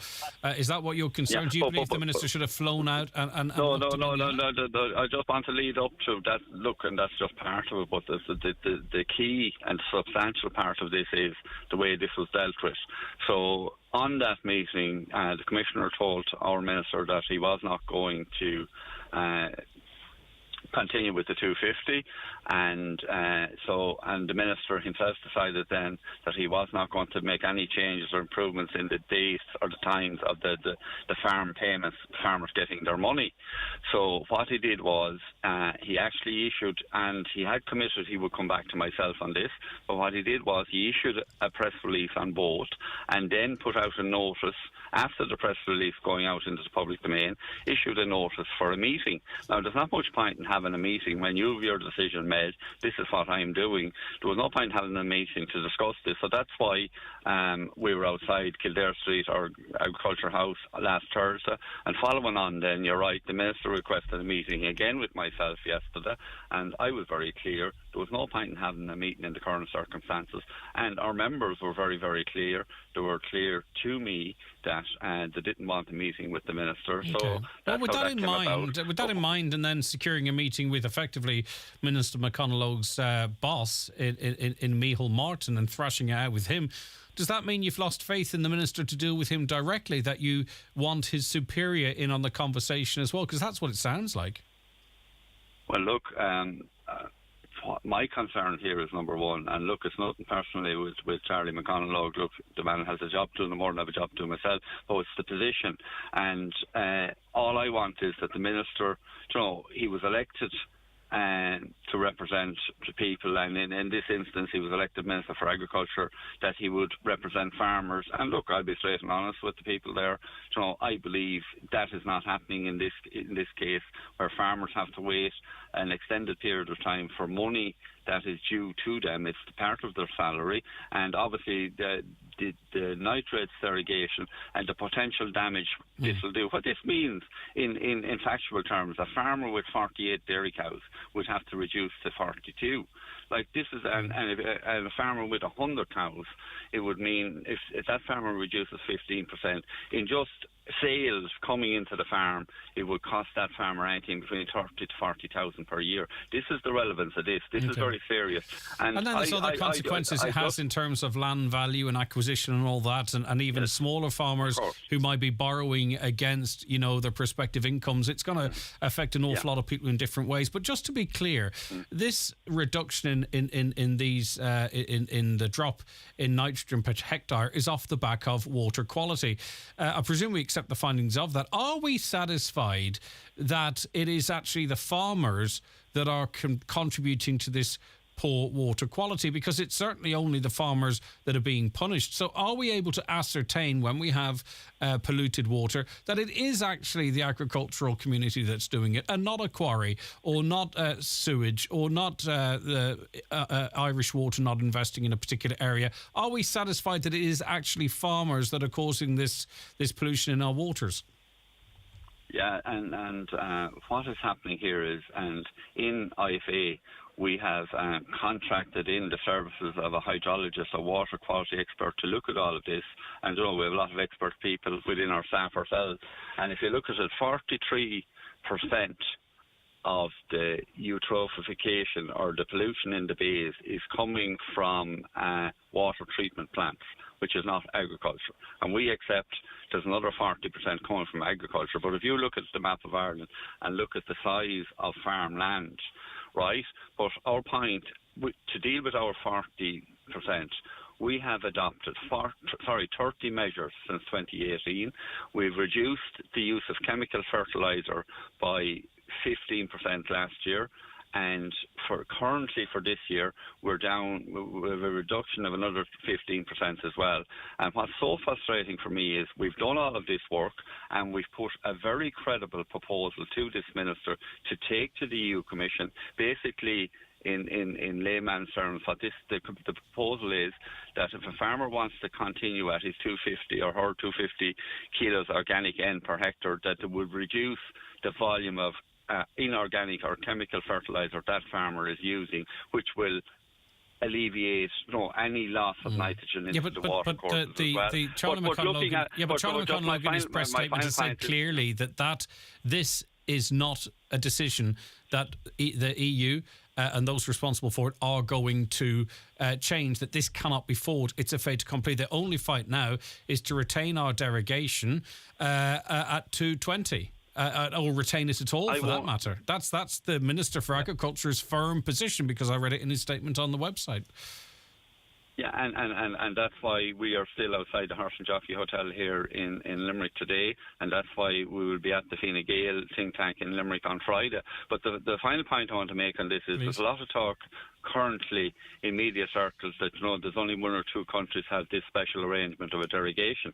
But if we look at currently what's happening in the Eastern European bloc, a number of the countries a large country like Poland, Romania, and any of the countries that are adjacent or joining Ukraine have a special deal on grain, that they do not have to purchase the grain coming out of the Ukraine, even though we're all in the single market.